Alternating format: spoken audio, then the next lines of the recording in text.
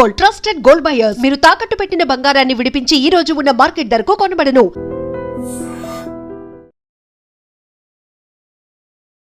Very first exchange of ఫైర్లో నాతో పాటు ఉన్న యంగ్ కానిస్టేబుల్ 1920 స్కూల్లో చనిపోయాడు. నేను అతను దాదాపు ఒక 1 feet డిస్టెన్స్లో వీఆర్ ఫైరింగ్. పోలీస్ డిపార్ట్మెంట్లో వర్క్ చేశారు, ఇప్పుడు సిఐడి డిపార్ట్మెంట్ వర్క్ చేస్తున్నారు. డిఫరెన్స్ ఏం చూశారు? సిఐడికి వచ్చేటప్పుడు ఏంటంటే అన్ని కేసెస్ డైరెక్ట్గా మేము తీసుకోం. నీట్ పేపర్ లీక్ అయింది కదా, సో ఈ కేసుని ఎలా యాక్చువల్గా ఆ స్టేటస్ పీస్ఫుల్గా చేసిన సేపు ఇబ్బంది లేదు. దాంట్లో ఇంకెవరైనా చొరబడి ఒళ్ళు గగురు పూర్తి చేయాలంటే కేసెస్ ఏమైనా చూసారా? నేను టాస్క్ ఫోర్స్లో పనిచేస్తున్న రోజుల్లో ఓల్డ్ సిటీలో సెక్ట్ ఆఫ్ పీపుల్కి గురువులో ఉండే ఒక కుటుంబం నుంచి ఒక పిల్లడు మిస్ అయ్యాడు. I think the boy was about 6-7 years age. కొంచెం ఓపిక డ్రైవ్ చేయాలి, లాంగ్ ఉంటుంది అని చెప్పి బయలుదేరి ఎక్కడ పిల్లడు అంటే ఏ రోజైతే నేను కిడ్నాప్ చేశాను అదే రోజు చనిపోయాడు. చాలా మంది తప్పు చేయకుండా జైలు జీవితాన్ని అనుభవిస్తున్నారు చాలా మంది ఖైదీలు. చెప్పులు బట్టలు ఒక చెరువు లేదు ఒక నది ప్రవాహం పరి దగ్గర ఎక్కడ దొరికింది. ఇతను ఎవరో చంపేశారు అని ఆ ఊళ్ళో వాళ్ళకి ఫ్యాక్షన్ కూడా ఉంది. దాదాపు 2-3 ఏళ్ళ తర్వాత శిక్ష పడ్డ తర్వాత ఎవరైతే చనిపోయారు అనుకున్నా మనిషి బ్రతికి తిరిగి వచ్చాడు ఊళ్ళోకి. నా ఒక బ్యాచ్లోనే దాదాపు more than 12 people వి లాస్ట్ ఆ batchmates in left wing extremism. వాళ్ళిద్దరు వైఫ్ అండ్ హస్బెండ్ ఇద్దరు, Hussain B and Eedanna murder జరిగింది. చాలా సెన్సేషనల్గా చాలా క్రూరంగా చంపారు. చంపి తలని బీహెడ్ చేసి తీసేసి కింద లోవర్ పార్ట్స్ కాళ్ళు కూడా తీసేసి ట్రంక్ ఒకటి తీసుకొచ్చి చిల్కలగూడ పోలీస్ స్టేషన్ పరిధిలో ముషీరాబాద్ జైలు దగ్గర పెట్టారు. రాష్ట్రాన్ని కుదిపేసిన ఇంకో కేసు కూడా మీకు బయటపడుతుంది. సెన్సేషనల్ ఫోన్ వచ్చింది. Hello everyone, welcome to I dream. This is anchor Lasya Reddy. So ఇప్పుడు నేను చేయబోతున్న పాడ్కాస్ట్ ఈజ్ వెరీ ఇంట్రెస్టింగ్గా ఉంటుంది. సో ఎవరికైనా క్రైమ్ కానీ లేకపోతే ఇన్వెస్టిగేషన్ కానీ పోలీస్ డిపార్ట్మెంట్ ఎలా ఉంటుంది కానీ and different kind of mysterious cases ఎలా సాల్వ్ చేస్తారు అండ్ నిజంగానే ఎటువంటి పొలిటికల్ ప్రెషర్స్ ఉంటాయి అండ్ లా అండ్ ఆర్డర్ వీటన్నిటిని it is a very serious issue మన ఇండియాలో ఇప్పుడు జరగబోతుంది. సో వాటన్నింటికి చాలా క్లియర్గా ఎక్స్ప్లెయిన్ చేస్తూ డిఫరెంట్ కైండ్ ఆఫ్ మిస్టీరియస్ కేసెస్ని మనకు పరిచయం చేస్తూ ఎలా సాల్వ్ చేశారు, ఇన్వెస్టిగేట్ చేశారు అని చెప్పడానికి 38 ఏళ్ళ అనుభవం ఉన్న శ్రీనివాస్ గారు మనతో పాటే ఉన్నారు. Is none other than superintendent of police, CID headquarters, Telangana. Hello sir, how are you? Hello, I'm good. Long time. ఎలా ఉన్నారు? Yeah, I'm good too. First interview తీసుకున్నప్పుడు ఐ వాజ్ లైక్ స్టార్టింగ్ ఆ కెరియర్లో స్టార్టింగ్లో ఉన్నప్పుడు చేశాను, భయంగా బెరుకుగా అండ్ ఆ పోలీస్ గెటప్లో చూసి ఎన్కౌంటర్ స్పెషలిస్ట్ అని తెలిసిన తర్వాత ఇంకాస్త భయపడి it was all nostalgic feelings. Sir ఇప్పుడు మీరు వచ్చి ఇలా మాట్లాడారు, it was very good interview అనిపించింది. అంటే సో అప్పుడు బిగినర్ నాకు తెలియదు, బిగినర్ అయి కూడా బాగానే చేశారు అనుకుంటాను నేను. సో ఎవరైనా ఎక్కడో దగ్గర మొదలు పెట్టాల్సిందే కదా. It has to begin at some place. It gives అంటే ఆ రోజు నాకు కొంచెం చాలా కాన్ఫిడెన్స్ ని బూస్ట్ చేసింది యాక్చువల్గా. ఆ తర్వాత ఐ కెన్ డూ అంటే ఇటువంటి గెస్ట్లను కూడా నేను చేయగలను అన్న ఒక కాన్ఫిడెన్స్ బిల్డ్ చేసింది. So how is life sir? All good, all going good. So ఏంటి ఎప్పుడు టెన్షన్స్ లైఫ్ ఉంటుందా సార్ ఇటు పోలీస్ డిపార్ట్మెంట్ అనగానే? అంటే ప్రస్తుతం నేను చేస్తున్న వింగ్ ఏదైతే సిఐడి ఉందో ఇట్స్ మోర్ లైక్ 10 to 5 లా ఉంటుంది. ఇన్వెస్టిగేషన్స్ కోఆర్డినేట్ చేస్తాం కానీ నేను డైరెక్ట్ ఇన్వెస్టిగేషన్ ఇన్వాల్వ్ అవ్వలేదు ఈ వింగ్ లో. Okay, I think more like office kind of work. So అయితే పోలీస్ డిపార్ట్మెంట్లో వర్క్ చేశారు, ఇప్పుడు సిఐడి డిపార్ట్మెంట్ వర్క్ చేస్తున్నారు. డిఫరెన్స్ ఏం చూసారు? అసలు which one is more challenging? డెఫినెట్గా లా అండ్ ఆర్డర్లో ఉంటే ఎక్కువ ఛాలెంజింగ్ ఉంటుంది. సిఐడిలో ఏంటంటే ఇట్స్ ప్రీమియర్ ఇన్వెస్టిగేషన్ ఏజెన్సీ. ఇది మనకి జాతీయ స్థాయిలో ఎట్లయితే సిబిఐ ఉంటుందో రాష్ట్ర స్థాయిలో CID is premier investigation agency. నేను డైరెక్ట్ ఇన్వెస్టిగేషన్ ఇప్పుడు ప్రస్తుతం హ్యాండిల్ చేయట్లేదు కానీ చాలా కాలం ఇన్వెస్టిగేషన్ నుంచి వచ్చాం కాబట్టి మిగతా ఆఫీసర్స్తో కోఆర్డినేట్ చేస్తుంటాం కాబట్టి దీని ప్రత్యేకత దీనికి ఉన్నాయి. క్వాలిటీ ఆఫ్ ఇన్వెస్టిగేషన్ కానీ ఫోకస్డ్గా ఉంటాం కానీ లా అండ్ ఆర్డర్ సాధ్యం కాకపోవచ్చు. అంటే వాళ్ళు తక్కువ టాలెంట్ అని కాదు, వాళ్ళు ఇతరత్ర అన్ని విషయాల్లో బిజీగా ఉంటారు. అదర్ థింగ్స్ అంటే అప్పటికప్పుడు వాళ్ళు కంట్రోల్ చేయాల్సినవి ప్రెషర్స్ ఇవి కూడా చాలా ప్రయారిటీస్ మారిపోతుంటాయి వాళ్ళు. కాబట్టి సిఐడి ఏంటంటే ఫోకస్డ్గా ఎక్స్క్లూజివ్గా ఇన్వెస్టిగేషన్ మాత్రమే చేస్తుంది. So this different experience. ఎవరికి ప్రెషర్స్ ఎక్కువ ఉంటాయి సార్? లైక్ పోలీస్ డిపార్ట్మెంట్ గా సిఐడిగా regarding one high profile case అనుకుందాము. సో ప్రెషర్స్ కానీ లేకపోతే so many things will be happening. So ఆ kind of pressures ల్యాండ్ ఆర్డర్కి ఎక్కువ ప్రెషర్స్ ఉంటాయని నేను అనుకుంటాను. ఎందుకంటే సిఐడి ఇది రాష్ట్ర స్థాయి ఏజెన్సీ, సీనియర్ మోస్ట్ ఆఫీసర్స్ సూపర్విజన్లో పనిచేస్తాం. సో టచ్ చేయడానికి కొద్దిగా ఆలోచిస్తారండి. అసలు సివిలియన్స్కి ఎవరికి మేము డైరెక్ట్ యాక్సెస్ ఉన్నాం. మేము సివిలియన్స్ కానీ ఇంకా ఇతరత్ర అంటే ఆ కేసుకు సంబంధించిన వ్యక్తులు ఎవరు కూడా మాతో మాట్లాడే సందర్భాలు, మాతో ఇంటరాక్ట్ అయ్యే సందర్భాలు చాలా తక్కువ. మమ్మల్ని సూపర్వైజ్ చేసే ఆఫీసర్స్ కూడా రాష్ట్ర స్థాయి ఆఫీసర్లు, సీనియర్ మోస్ట్ ఆఫీసర్స్ ఉంటారు. మ్మ్. ఎవరంటే వాళ్ళు వాళ్ళ వరకు రీచ్ అయ్యి మ్మ్. దాన్ని ఇన్ఫ్లుయెన్స్ చేయడానికో లేకపోతే ఇంకేమైనా చేయడానికో అవకాశం చాలా చాలా చాలా తక్కువ. ఓకే. సో పోలీస్ డిపార్ట్మెంట్లోనే మనకి ప్రెషర్స్ అనేవి అంటే ఒక కైండ్ ఆఫ్ కటింగ్ ఎడ్జ్లో ఉంటారు కాబట్టి స్థానిక నాయకత్వంతో ఇప్పుడు మంచికి చెడుకి లా అండ్ ఆర్డర్లో కొన్ని సందర్భాల్లో పోలీసులకు కూడా ప్రజల సహకారం అవసరం ఉంటుంది, అవును. స్థానికంగా ఉండే నాయకుల సహకారం అవసరం ఉంటుంది. మ్మ్. కాబట్టి కొంచెం గివ్ అండ్ టేక్ లాగా ఉంటారు వాళ్ళు, రెగ్యులర్ వాళ్ళతో ఇంట్రాక్షన్లో ఉంటారు, టచ్లో ఉంటారు. కాబట్టి వాళ్ళకి ప్రెజర్స్ ఎంతో కొంత వచ్చే అవకాశం ఉంది. అరే మేము మీకు అవసరం వచ్చినప్పుడు ఎంతో కొంత సహాయపడ్డాం, ఏదైనా లా అండ్ ఆర్డర్ ప్రాబ్లం వచ్చింది మ్మ్. మేము మీకు సహకరించాం, ఇట్లాంటి కొన్ని విషయాలు మీరు కూడా మాకు సహకరించవచ్చు కదా ఇలాంటి ఎక్స్పెక్టేషన్స్ ఉండొచ్చు. కానీ ఓకే. మాకు అసలు డైరెక్ట్గా పబ్లిక్ ఇంటర్ఫేస్ ఉండదు, మేము పబ్లిక్ డైరెక్ట్గా డీలే చేయం. ఓకే. కాబట్టి మాతో ఇంటరాక్షన్ తక్కువ, మమ్మల్ని ఇన్ఫ్లుయెన్స్ చేసే ప్రయత్నాలు కూడా తక్కువే ఉంటాయి. తక్కువే ఉంటాయి Yeah. ఆ ఇన్వెస్టిగేషన్లో అవి అంటే absolutely Absolutely. Absolutely. So police department CID and CBI ఉంటుంది. చాలా వరకు సినిమాల్లో మేము చూసినట్టుగా ఇప్పుడు ఏదైనా ఒక కేసు పోలీస్ డిపార్ట్మెంట్ డీల్ చేయలేకపోతే క్రిటికల్గా ఉంటే అండ్ కొంచెం హై ప్రొఫైల్ కేసు అయితే అది పోలీస్ డిపార్ట్మెంట్ నుంచి సిబిఐకి వెళ్తుంది. ఇక్కడ రైవల్రీ అనేది, కోల్డ్ వార్ అనేది ఒకటి నడుస్తూ ఉంటుంది పోలీస్ డిపార్ట్మెంట్కి సిబిఐకి. Is it true? మాకు సిబిఐ కాదు, మా చూపించినంత- సిఐడికి వచ్చేటప్పుడు ఏమవుతుందంటే మీరు సిబిఐ అంటున్నారు, సిఐడికి వచ్చేటప్పుడు ఏంటంటే అన్ని కేసెస్ డైరెక్ట్గా మేము తీసుకోము. మీరు అన్నట్టుగా హై ప్రొఫైల్ ఉంటాం కానీ, మ్మ్. లేదు ఫోకస్డ్ ఇన్వెస్టిగేషన్ కావాలి కానీ, మ్మ్. లేదు ఎక్కడైతే multi discipline investigation, hmm. High and frauds కానీ ఎకనామిక్ అఫెన్సెస్ కానీ ఓకే. ఎక్కువ మంది దాంట్లో విక్టిమ్స్ ఉన్న సందర్భాలు, ఫర్ ఎగ్జాంపుల్ ఒక స్కామ్ లాంటిది ఏదో ఉంటుంది, మ్మ్. దాంట్లో విక్టిమ్స్ 100,000 సంఖ్యలో ఉంటారు. ఓకే. అలా కాకుండా ఇంటర్ డిస్ట్రిక్ట్ రామిఫికేషన్స్ లేదు ఇంటర్ స్టేట్ రామిఫికేషన్స్ ఇన్వెస్టిగేషన్ ఇక్కడ మొదలై నేరస్తులు వేరే రాష్ట్రాల్లో ఉండే అవకాశం ఉంది. ఫర్ ఎగ్జాంపుల్ అప్పట్లో చాలా రోజుల క్రితం ఎంసెట్ పేపర్ లీక్ ఇన్వెస్టిగేషన్ ఉంది, అది సిఐడిని చేసింది. అది మ్మ్. ఇక్కడ ఎంసెట్ పేపర్ ఇంకెక్కడి నుంచో వేరే రాష్ట్రం నుంచి లీక్ అయింది. సో అంతర్రాష్ట్ర రామిఫికేషన్ ఉన్నప్పుడు మ్మ్. లోకల్ పోలీస్ కన్నా సిఐడి అయితే బెటర్గా కోఆర్డినేట్ చేసుకోగలుగుతుంది, బెటర్గా ఇన్వెస్ట్ చేయగలుగుతుంది, ఫోకస్డ్గా కూడా ఉంటుంది. మల్టీ డిసిప్లిన్ అంటే ఇంకా మిగతా ఎక్స్పర్ట్స్ సపోర్ట్ కూడా తీసుకుంటాం, లీగల్ ఎక్స్పర్ట్ సపోర్ట్ తీసుకుంటాం. అటువంటి కేసెస్ సిఐడి చూస్తాం. ఓకే. సో అయితే ఇప్పుడు మొన్న ఎంసెట్ లీకేజ్ చెప్పింది అండ్ మళ్ళీ రీసెంట్ కూడా నీట్ పేపర్ లీక్ అయింది కదా. సో ఈ కేసుని ఎలా అంటే ఈ కైండ్ ఆఫ్ కేసెస్ని ఎలా డీల్ చేస్తారు సార్ మీరు యూజువల్గా? అది సాల్వ్ అయ్యింది అనుకుంటున్నారా? You have any idea about this case? మీ దాకా వచ్చిందా? అంటే మీరు చెప్పేది రీసెంట్గా Recentగా అయిన NEET గురించి. CBI is one of the most top most agency చేస్తున్నారు వాళ్ళు. మ్మ్. ఇమీడియట్గా వాళ్ళని ఐడెంటిఫై చేయడం, ఎలా జరిగిందో కనుక్కోవడం, మ్మ్. వాళ్ళని ప్రాపర్ ఎవిడెన్సెస్ కలెక్ట్ చేయడం, వాళ్ళని రెస్పాన్సిబిలిటీ ఫిక్స్ చేసి వాళ్ళని అరెస్ట్ చేసి త్వరలో ఛార్జ్ షీట్ కూడా చేయబోతున్నారని చెప్పి అన్నారు. కేసు ఇన్వెస్టిగేషన్ బ్రేక్ అవుతుంది డెఫినెట్గా. మ్మ్. కానీ ఇక్కడ ఆలోచించాల్సిన విషయం ఏంటంటే నష్టం జరిగి పిల్లలు ఎవరైతే ఇబ్బంది పడ్డారో వాళ్ళని అండూ చేయడం కొంచెం కష్టం అవుతుంది. తప్పు చేసిన వాళ్ళు శిక్షించడం ఒకటే కాదు, మ్మ్. అది మా పని, మేము చేస్తాం. ఫర్ ఎగ్జాంపుల్ ఇంకొక ఫైనాన్షియల్ ఫ్రాడ్ లాంటిది ఏమన్నా తీసుకుందాం, మ్మ్. వాళ్ళని పనిష్ చేసే వరకు మేము definitely will take up the responsibility, అవును. అరెస్ట్ చేస్తాం, ఇవన్నీ చేస్తాం. కానీ అందరికీ పూర్తి స్థాయిలో డబ్బులు తిరిగి ఇప్పించగలుగుతామా లేదా అనేది అన్ని సందర్భాల్లో సాధ్యం కాదు. ఓకే. అది కష్టం అది అయిపోయింది. కష్టం. అంటే ఇప్పుడు కొన్ని ప్రత్యేకమైన చట్టాలు అంటే మనీ డిపాజిటర్స్ లాంటి యాక్ట్ లాంటి చట్టాలు ఏవైతే ఉంటాయో మ్మ్. మ్మ్. అక్కడ నేరస్తులకు సంబంధించిన ఆస్తుల్ని జప్తు చేసి ఓకే. అవి విక్టిమ్స్కి వెళ్ళి లాగా చేసే అవకాశం ఉంటుంది. కానీ కొన్ని రొటీన్ కేసెస్లో మ్మ్. ప్రజలు డబ్బులు కోల్పోతారు, మ్మ్. కానీ అది మనం రికవర్ చేసి తిరిగి వాళ్ళకి అప్పగించే అవకాశాలు కొంచెం తక్కువగా ఉంటాయి. మ్మ్. సో ఈ రెండు వేరే వేరే భిన్నమైనటువంటి డొమైన్స్ ఇవి. మ్మ్. ఇన్వెస్టిగేషన్ చాలా చక్కగా చేస్తాం, అరెస్ట్ చేస్తాం, వీళ్ళంత వరకు శిక్షలు పడేలాగా ప్రయత్నం చేస్తాం, ఇవన్నీ చేస్తాం. కానీ ఆ డబ్బు రికవరీ దగ్గర కొంత ఇబ్బంది ఉంటుంది. ఇబ్బంది ఉంది. Yeah. సార్ 100 దోషులు తప్పించుకున్నా పర్లేదు కానీ ఒక నిర్దోషి మాత్రం ఏమంటారు శిక్షించబడకూడదు అని ఉంటుంది. బట్ చాలా వరకు ఇప్పుడు జరుగుతున్న సినారియోస్లో నిర్దోషులు చాలామంది జైల్లో జీవితాల్ని గడుపుతూ ఉన్నారు. లైక్ తెలుసుకున్నాం అనమాట.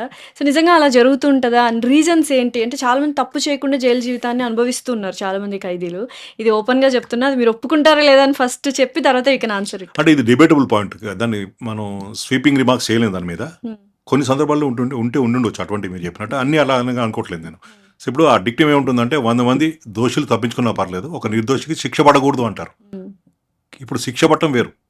మీరు చెప్పిన సిచ్యువేషన్ ఏంటంటే వాళ్ళు అరెస్ట్ అయ్యి డిమాండ్ కాదు, శిక్ష అనుభవిస్తున్నారు శిక్ష పడి. నేను చెప్తాను, నా యాజ్ అ పోలీస్ ఆఫీసర్ నేనేమనుకుంటానంటే 100% 99.9% కాదు, 100% ప్రూవ్ చేయగలిగితేనే శిక్షలు పడతాయి. సో మేము 100 కేసులు ఇన్వెస్టిగేట్ చేస్తే బహుశా 10-12 కేసులను శిక్ష పడతాయి, అంటే మిగతా 88 పోతున్నాయి కదా. సో శిక్ష పడటం అంత అనేది అంత ఈజీ విషయం కానే కాదు. 100% వాళ్ళు దోషులు అయి చాలా ఉండొచ్చు చాలా కాబట్టి బియాండ్. అప్పుడు అక్కడ చట్టం ఏం చెప్తుంటే you should be able to prove the guilt, అతని నేరాన్ని beyond all the reasonable court, అంటే కోర్టుకి ఏ లేసేమంత కూడా సంశయం లేకుండా ప్రూవ్ చేయగలిగితేనే శిక్షలు పడతాయి. ఇప్పుడు ఏమంటారంటే అక్కడ 99% మీరు ప్రూవ్ చేయగలిగి 1% ఏమైనా సంశయం అక్కడ ఉంటే ఆ benefit will go to the accused, not to the prosecution. Okay. Benefit of doubt అనేది ఎప్పుడు కూడా అక్యూజ్కే ఇస్తారు. సో అటువంటిప్పుడు శిక్ష పడడం చాలా రేరెస్ట్ ఆఫ్ రేర్ ఉంటుంది అది. ఓకే. సో అంటే ఇంకొకటి చెప్తాను మీకు ఎగ్జాంపుల్. జస్టిస్ బసిరెడ్డి గారని రాయలసీమ ప్రాంతం నుంచి వచ్చిన ఒక జ్యుడిషియల్ ఆఫీసర్ ఆయన డిఫెన్స్ అడ్వకేట్గా, ప్రాసిక్యూటర్గా, ఆ తదుపరి కాలంలో జడ్జిగా కూడా పనిచేశారు. ఆయన ఒక బుక్ రాశారు. మేము అకాడమీలో ట్రైనింగ్ చేస్తున్నప్పుడు, పోలీస్ ట్రైనింగ్ కాలేజ్ చేస్తున్నప్పుడు ఆ బుక్ చాలా చాలా ఇంపార్టెంట్ ఇంట్రెస్టింగ్ బుక్ లాగా ఉండేది. ఆయన కొన్ని ఎగ్జాంపుల్స్ రాశారు. ఎక్కడైతే నిజంగా తప్పు జరిగి వాళ్ళు తప్పించుకున్నారు, ఎక్కడ అమాయకులు ఫ్రేమ్ అయిపోయారు అలాంటి కొన్ని ఎగ్జాంపుల్స్ రాస్తూ, మేము ఎస్పెషల్ అకాడమీలో ఉన్నాం కాబట్టి. అప్పట్లో రాయలసీమలో ఒక సెన్సేషనల్ కేసు అంటే ఒక వ్యక్తి మిస్ అయ్యాడు. ఓకే. దాని గురించి తెలుసుకోవచ్చు. ఇప్పుడు చాలా లాంగ్ బ్యాక్ నాకు పేరు కూడా గుర్తులేదు. ఆయన రాసిన 10-12 కేసుల్లో ఇది కూడా ఒక కేసు. ఒక వ్యక్తి మిస్ అయిన తర్వాత వెతికే క్రమంలో అతని చెప్పులు, బట్టలు ఒక చెరువు లేదు ఒక నదీ ప్రవాహం పరి దగ్గర ఎక్కడ దొరికింది. దాన్ని బట్టి ఏమనుకున్నారంటే ఇతను లేడు, చనిపోయాడు, ఇతను ఎవరో చంపేశారు అని. ఆ ఊళ్ళో వాళ్ళకి ఫ్యాక్షన్ గొడవలు ఉన్నాయి. ఆ గొడవలో అతను అవతల వాళ్ళు చంపేశారని చెప్పి వాళ్ళని తీసుకొచ్చి గట్టిగా ఒత్తిడి పెట్టి ఇంట్రాగేట్ చేస్తే అవును మేమే చంపేసామని ఒప్పుకున్నారు వాళ్ళు. సో ఇదంతా కేసు ప్రాసిక్యూట్ చేయడం అయింది, ఛార్జ్ చేయడం అయింది, శిక్ష కూడా పడ్డది వాళ్ళకి. ఓకే. దాదాపు 2-3 ఏళ్ళ తర్వాత శిక్ష పడ్డ తర్వాత ఎవరైతే చనిపోయారు అనుకున్నా మనిషి బ్రతికి తిరిగి వచ్చాడు ఊళ్ళోకి. Oh my God. సో అటువంటి దగ్గర జస్టిస్ మిస్ క్యారేజ్ అయింది. అదే రాశారు. ఇటువంటి కొన్ని కేసులు ఉదాహరిస్తూ ఈ కేసు కూడా రాశారు ఆయన. అంటే దీనికి ఒక డిక్టిమ్ చట్టం ఏం చెప్తుందంటే కార్పస్ డెలిక్టీ అని ఒకటి ఉంది, లాటిన్ పదం అది. చట్టం ఏం చెప్తుందంటే ఏదైనా ఒక వ్యక్తి చనిపోయినట్టుగా మీరు భావిస్తే అతని డెడ్ బాడీని తీసుకొచ్చి ప్రూవ్ చేస్తే తప్ప ఈ కేసు ముందుకు పోకూడదని ఒక డిక్టిమ్ ఉంది. అక్కడ ఏం పొరపాటు జరిగిందో తెలియదు. డెడ్ బాడీ ఎక్కడ దొరకలేదు కదా మనకి. అంటే ఇప్పుడు సైన్స్ అడ్వాన్స్ అయిన తర్వాత డెడ్ బాడీ దొరకాల్సిన అవసరం లేదు. ఇప్పుడు యాసిడ్ లో అవశేషాలు, చిన్నది వెంట్రుకలు, పళ్ళు, DNA వచ్చేసింది కదా ఇప్పుడు టెక్నాలజీ.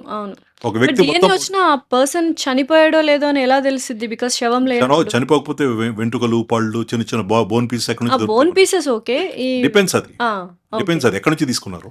ఓకే, మేబీ సర్కమ్స్టాన్సెస్ అన్ని ప్రూవ్ చేస్తాయి సార్. అంటే ఈ ఒక DNAనే కాదు కదా, ఈ మిగతా సర్కమ్స్టాన్సెస్ అన్ని కూడా they support that the person is not there.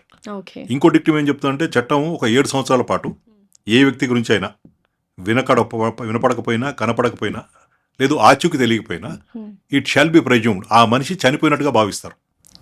ఇప్పుడు ఒక మ్యాన్ మిస్సింగ్ కేసు రిజిస్టర్ అయిన తర్వాత 7 సంవత్సరాల పాటు అతను ఐడెంటిటీ ఏమీ తెలియనట్టయితే అటు కుటుంబ సభ్యులు వెళ్ళి అతను చనిపోయినట్టుగా సర్టిఫికేట్ తీసుకొచ్చి ప్రొసీడ్ ఫర్దర్. అది చట్టం. అది అంటే ఎక్కడైనా తప్పించుకొని ఎక్కడికైనా వేరే దేశానికి పోయినా ఉండొచ్చు. కానీ 7 సంవత్సరాలు అనేది ఒక రీజనబుల్ టైం అనుకుని మన చట్టాలు తయారు చేసిన టైంలో అప్పట్లో వాళ్ళు పెట్టుకున్నారు. 7 years పాటు కనపడకపోతే, వినపడకపోతే, ఎటువంటి ఆచూకీ లభించకపోతే ఆ వ్యక్తి చనిపోయినట్టుగా భావిస్తారు, చట్టం భావిస్తుంది. అది ఇప్పుడు ఫర్ ఎగ్జాంపుల్ వారసులు ఉంటారు, ఆస్తులు అడిగే వాళ్ళు ఉంటారు. ఈ 7 సంవత్సరాల తర్వాతే వాళ్ళు ప్రొసీడ్ కాగలుగుతారు. అప్పటిదాకా అంతే, will have to wait and see. Sir, ఇప్పుడు ఏదైనా ఒక కేసులో మీరు విక్టిమ్ ఎవరో తెలుసు, కల్ప్రిట్ ఎవరో కూడా మీకు తెలుసు, మీరు మొత్తం ఎవిడెన్సెస్ కలెక్ట్ చేసుకొని ఇన్వెస్టిగేషన్ చేసి FIR ఫైల్ చేసి కోర్టు దాకా తీసుకెళ్తారు ఆ కల్ప్రిట్ని. బట్ అక్కడ జరిగిన వాదోపవాదాలు, లాయర్స్ వీళ్ళు మార్చేస్తూ ఉంటారు, సో మెనీ లూప్ హోల్స్ ఉంటాయి. అలా తప్పించుకున్నప్పుడు మీకు ఎలా అనిపిస్తుంటది? అయ్యో ఉసూరు అనిపిస్తా. అంటే ఇంకొంచెం బెటర్గా చేసి ఉండాల్సిందా. ఇప్పుడు అల్టిమేట్లీ మేము జడ్జిమెంట్ కాపీ మాకు వస్తుంది, చదువుతాం. అక్కడ ఏంటంటే ఇన్వెస్టిగేషన్లో జరిగిన లోపాల వల్ల కేసు కొట్టేసినట్టయితే కనుక we're responsible, we feel bad about it. ఇతరత్ర కారణాల వల్ల కొట్టేస్తే మేము దానికి బాధ్యులం కాదు. చాలా సందర్భాలు అవుతారు వాళ్ళు కాంప్రమైజ్ అవుతారు, సాక్షులు ముందుకు వచ్చి చెప్పరు, టెక్నికల్ ఎవిడెన్స్ సపోర్ట్ చేయదు, చిన్న లేసమంత సంశయం ఉంటుంది అక్కడ. ఈ అన్ని బెనిఫిట్స్ అక్యూజ్కి వెళ్తాయి కాబట్టి. అయితే మనకందరికి అర్థం కావాల్సింది ఏంటంటే శిక్ష పడితేనే ఇంకోటికి భయం ఉంటుంది, చేసేవాడు కూడా రెండోసారి రిపీట్ చేయకుండా ఉంటాడు. మా శాయశక్తులు మేము ప్రయత్నం చేస్తాం. బట్ ఈ మొత్తం హోల్ గ్యామెట్లో మేము మాది ఒక పాత్ర మాత్రమే. ప్రాసిక్యూషన్ ఉంటుంది, జ్యుడిషియరీ ఉంటుంది. చాలా సందర్భాల్లో ఎస్పెషల్ రాయలసీమ లాంటి చోట్ల, సీరియస్ మర్డర్ కేసు లాంటి చోట కూడా ఒక స్టేజ్కి వచ్చినప్పుడు వాళ్ళు ఒక మర్డర్ చేశారు, వీళ్ళు ఒక మర్డర్ చేశారు, ఇద్దరు నష్టపోయారు. కోర్టు ట్రయల్కి వచ్చినప్పుడు ఇద్దరు సార్ట్అవుట్ చేసుకుంటారు, వాళ్ళు సాక్షులు చెప్పడానికి ఇష్టపడ్డారు. ప్రత్యక్ష సాక్షి చూసిన అతను చెప్పకపోయినప్పుడు చాలా సందర్భాల్లో కేసు కొట్టేస్తారు. యాజ్ అ పోలీస్ ఆఫీసర్ మా బాధ్యత ఎంతవరకు అంటే మేము ఇప్పుడు దాన్ని రివ్యూ చేసుకుంటుంటాం. పోలీసు వాళ్ళు చేయవలసిన పని, ఇన్వెస్టిగేటర్, పరిశోధనాధికారి చేయవలసిన పని చేయని కారణంగా కేసు కొట్టేస్తే డెఫినెట్గా మేము బాధ్యులం, we feel bad about it. మా ఆఫీసర్స్ కూడా కొన్ని సందర్భాల్లో ప్రత్యేకంగా చర్యలు తీసుకునే అవకాశం కూడా ఉంటుంది. If it is acquitted for other reasons where we're not responsible, మా చేతితో లేని దానికి మేము ఏం చేయగలుగుతాం? Of course we feel bad about it. అప్పుడు ఏమవుతుందంటే ఎదుటివాడు మళ్ళీ ప్రతిదాడి చేయడానికి ట్రై చేస్తాడు కదా, తప్పు చేసిన వాడు కోర్టులో శిక్ష పడితే విక్టిమ్కి సంతోషంగా ఉంటుంది. అవును. అవును. పడనప్పుడు వాడికి పడలేదు కదా, నేను కూడా అదే నేరం చేసి వాడిని మళ్ళీ హామ్ చేస్తే నేను కూడా తప్పించుకోవచ్చు అని వీడికి ఆలోచన వస్తుంది. ఆలోచన వస్తది. కరెక్ట్. అటువంటి సందర్భాలు ఉంటాయి. వీలైనంత వరకు ట్రై టు అప్పీల్ చేస్తాం మేము. కింద కోర్టు కొట్టేస్తే పై కోర్టుకి వెళ్తాం, పై కోర్టుకి వెళ్తే సుప్రీంకోర్టు వరకు అప్పీల్ మనకి అవకాశం ఉంది. అవకాశం ఉంది. సో ఏ కారణాలతో కొట్టేశారో అనలైజ్ చేస్తారు. ఓకే.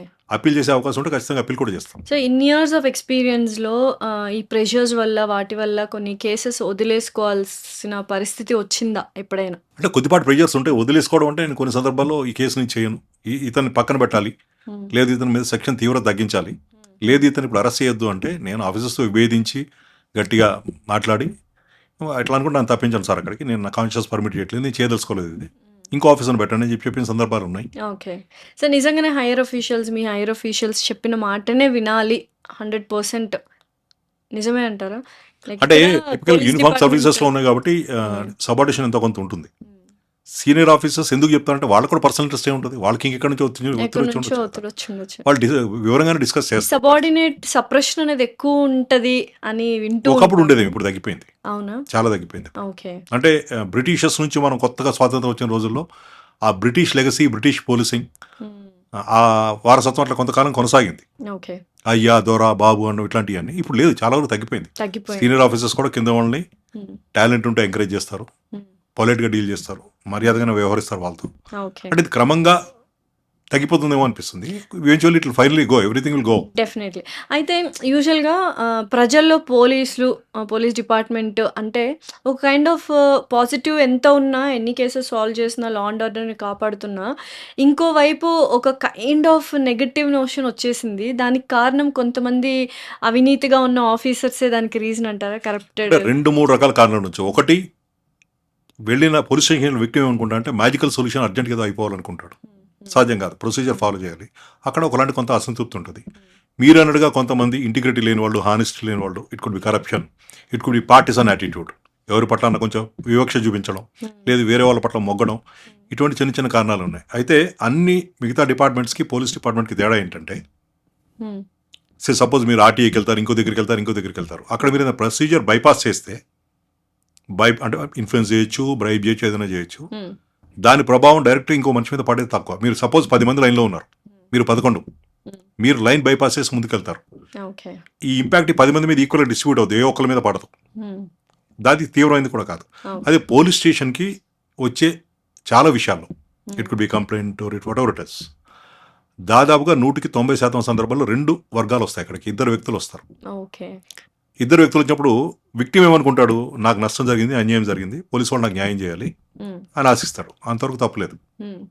కానీ అక్యూజ్ కూడా ఏమనుకుంటాడు, నాకు కూడా సాయం చేయాలి, నా మీద కేసు తీవ్రత తగ్గించాలి, లేకపోతే నన్ను వదిలిపెట్టేసేయాలి, లేదు నాకు బెయిల్ ఇవ్వాలి, ఇటువంటి ఆశిస్తాడు, విచ్ ఈజ్ ఇమ్మోరల్.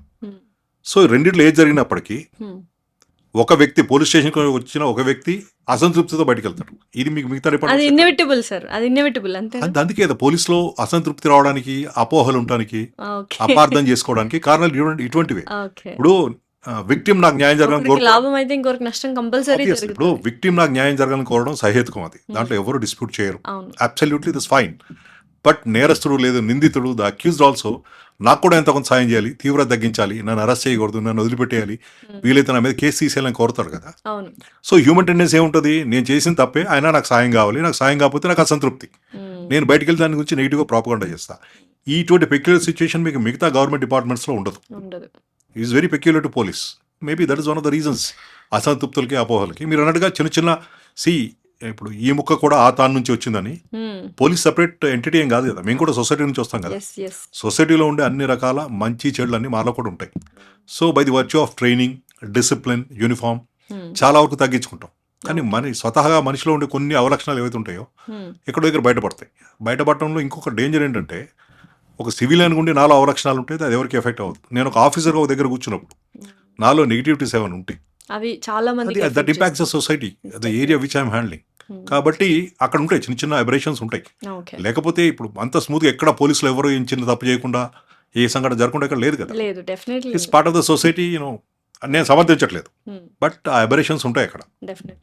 సార్ ఇప్పుడు పొలిటికల్ పార్టీస్ ఉన్నాయి. సో ఎవ్రీ 5 ఇయర్స్ చేంజ్ అవుతది. ఒక పార్టీ వస్తది. ఇంకో పార్టీ వస్తది.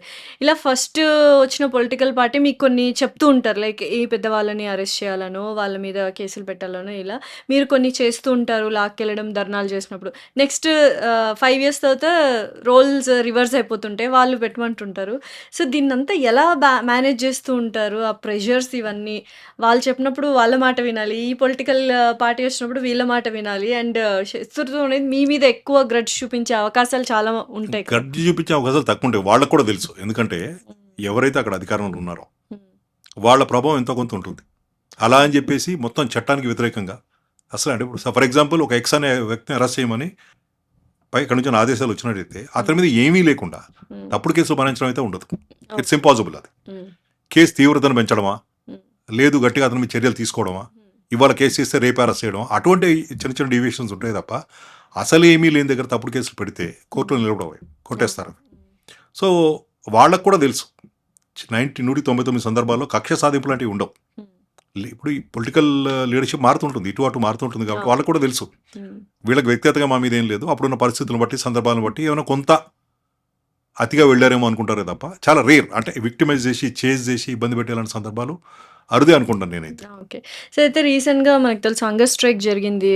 కైండ్ ఆఫ్ ఎడ్యుకేషనల్ సిస్టమ్‌లో మార్పు రావాలని చెప్పి అండ్ చాలామంది ఎళ్లి అక్కడ హంగర్ స్ట్రైక్ చేయడం జరిగింది. ఆ టైంలో పోలీసులు దారుణంగా కొట్టడం పబ్లిక్‌ని. ఇది ఎంతవరకు కరెక్ట్? ఎందుకంటే చాలా వీడియోస్‌లో చూసాం డెమోక్రసీ అనేది ఈ రోజుతో వెళ్ళిపోయింది ఇండియాలో అన్నవి పెద్ద పెద్ద మాటలు, పెద్ద పెద్ద బాధలు ఇవన్నీ చూసాం మనం ఇన్‌స్టా అండ్ సోషల్ మీడియాలో. అక్కడ అంత క్రూయల్‌గా ఆ పోలీసులు ఎందుకు ప్రవర్తించాల్సొచ్చింది? పబ్లిక్‌ని ఎలా పడితే అలా విసిరేయడము, ఎలా పడితే కొట్టడం, they are bleeding. So what is it? ఒక సైలెంట్ ప్రొటెస్ట్ చేస్తున్న వాళ్ళని ఇంత దారుణంగా కొట్టాల్సిన పరిస్థితి మీ పోలీస్ డిపార్ట్మెంట్‌కి ఎందుకొచ్చింది? Little sensitive issue. నేను I not get deep into it. ఒక విషయం ఏంటంటే ఎవరి మీద ఎవరికి కోపాలు ఉండవు. హ్మ్. వాళ్ళు ఎవరైతే అక్కడ యాజిటేట్ చేస్తున్నారో వాళ్ళు పోలీసుకి వ్యక్తిగతంగా ద్వేషమే ఉండదు. అవును. అక్కడ కొంతమంది నియంత్రించకపోతే, పరిస్థితులు అదుపు తప్పితే అప్పుడు అడిగేది కూడా మీరే. వాళ్ళు పార్లమెంట్ బిల్డింగ్లోకి వెళ్ళిపోయారు, లేకపోతే ఇంకో పెద్ద వివిఐపీ ఇంట్లోకి వెళ్ళారు, హ్మ్. అక్కడ వాళ్ళకి ఏమైనా నష్టం జరిగింది, ఓకే. మీ పోలీసులు ఏంటి చేష్టలు చూస్తున్నారా అని చెప్పి. సో మాకు జనరల్గా ఏం చెప్తా అంటే రీజనబుల్ ఫోర్స్ అనే ఒక పదం ఉంది అక్కడ. ఎవరినన్నా నియంత్రించే క్రమంలో రీజనబుల్ అంటే ఏంటి? నేను చెప్తే నువ్వు కూర్చున్నావు అనుకో, అది రీజనబుల్. నువ్వు వినకపోతే ఆపడం రెండోది. నువ్వు కర్ర తీసుకున్న మీదకి వస్తే నేను ఆపడం ఇంకో పద్ధతి. హ్మ్. అది ఆ రీజనబుల్ ఫోర్స్ అనేది ఇదేమీ డిఫైన్డ్ కాదు. అది ఎదుటి వ్యక్తులు ఇప్పుడు వందలు వేలు లక్షల్లో వస్తారు. అన్ఫార్చునేట్లీ ఇంకోటి ఏమవుతుందంటే యాక్చువల్గా జెన్యున్గా యాజిటేటర్స్ ఎవరైతే బాధపడ్డారో వాళ్ళతో పాటుగా కొంతమంది unscrupulous elements, anti social elements. Yes. ఇప్పుడు ఫర్ ఎగ్జాంపుల్ ఆ ఏరియా ఏసీపీ గారు ఉన్నారు, హ్మ్. ఆయన ఎప్పుడో ఒక రౌడీ షీట్ని ఎప్పుడో గట్టిగా ట్రీట్ చేసి ఉంటాడు, హ్మ్. వాడికి ఇక్కడ కోపం ఉంటుంది, వాడికి ఇది అవకాశం, వాడు ఒక 5-6 మంది 10 మందిని అన్స్క్రూప్లస్ ఎలిమెంట్స్ తీసుకుని సో అక్కడికి మెనీ వస్తాడు. ఫ్యాక్టర్స్ అక్కడ ఇన్వాల్వ్ అయ్యి చాలా ఉంటాయి అక్కడ. చాలా దారుణంగా కొట్టారు కదా! That is my point. అది జస్టిఫికేషన్ ఏంటి అనేది బ్లీడింగ్ కాదు. లైక్ See, ఇప్పుడు ఈచ్ బ్లీడింగ్ అంటే చాలా మంది పోలీస్ ఆఫీసర్ కూడా బ్లీడ్ అయ్యారు అక్కడ. బట్ వి అన్ఫార్చునేట్లీ మీ మీడియా వాళ్ళని చాలా మందిని కనిపించలేదు. మీడియా వాళ్ళని కూడా చాలా మందిని అసాల్ట్ చేశారు.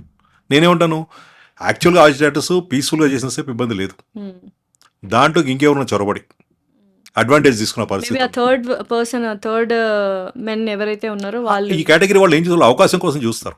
యా ఇప్పుడు నేను మీరు చెప్పిన ఇంటర్వ్యూలో కొంతమంది చూశాను, ఎందుకు వచ్చారు మీరు ఇక్కడికి అంటే ఏదో చెప్పారు, దాని పూర్తి ఆ పదంకి అర్థం తెలుసా అంటే తెలియదు. ఈ లీక్ ఎప్పుడు జరిగింది అంటే 2 days అయింది అంటున్నారు. అంటే యాక్చువల్గా ఎవరికైతే నష్టం జరిగిందో వాళ్ళు వచ్చి డెమోక్రటిక్ వేలో సిస్టమేటిక్గా పర్మిషన్స్ తీసుకుని ఒక కమర్ పద్ధతితో డెమోన్స్ట్రేట్ చేయడం అనేది ఇట్స్ దేర్ రైట్.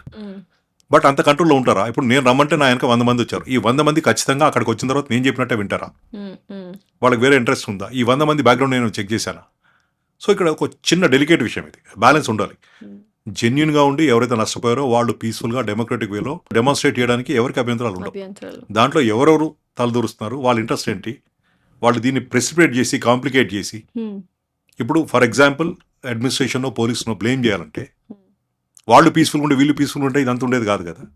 అక్కడ గొడవలు సృష్టించి లాఠీ చార్జ్ అయితే తర్వాత వాళ్ళ మీద బ్లేమ్ చేయడం కూడా కొంత యాంటీ సోషల్ ఎలిమెంట్స్ ఎవరన్నా దాంట్లో తలదూర్చి ఉండొచ్చు కదా. అదే జరిగింది అని అంటే చెప్పలేము, ఐఎమ్ నాట్ జడ్జింగ్ ఎనీబడి. అంటే ఇవన్నీ పాసిబిలిటీస్ చెప్తున్నా. Okay. It is very easy to judge ఎక్కడో కూర్చుని, ఎందుకంటే మేము కూడా చాలా మంది ఉద్యమాలు అవన్నీ హ్యాండిల్ చేసాం మేము. అవును. కొన్ని సందర్భాల్లో తెలియకుండా వెనకాల నుంచి పిన్స్తో గుచ్చేవాళ్ళు, కళ్ళల్లో కారం కొట్టేవాళ్ళు, ఇటువంటి కూడా ఉంటాయి కదా అవన్నీ. అవన్నీ ప్రతిదీ కెమెరాలో క్యాప్చర్ కాకపోవచ్చు. కెమెరాలో క్యాప్చర్ చేసినప్పుడు కూడా ఏం చేస్తారు తెలుసా, వాళ్ళ ఇంట్రెస్ట్ సర్వ్ చేసే మెటీరియల్ బయటకు వదిలిపెడతారు. ఓకే.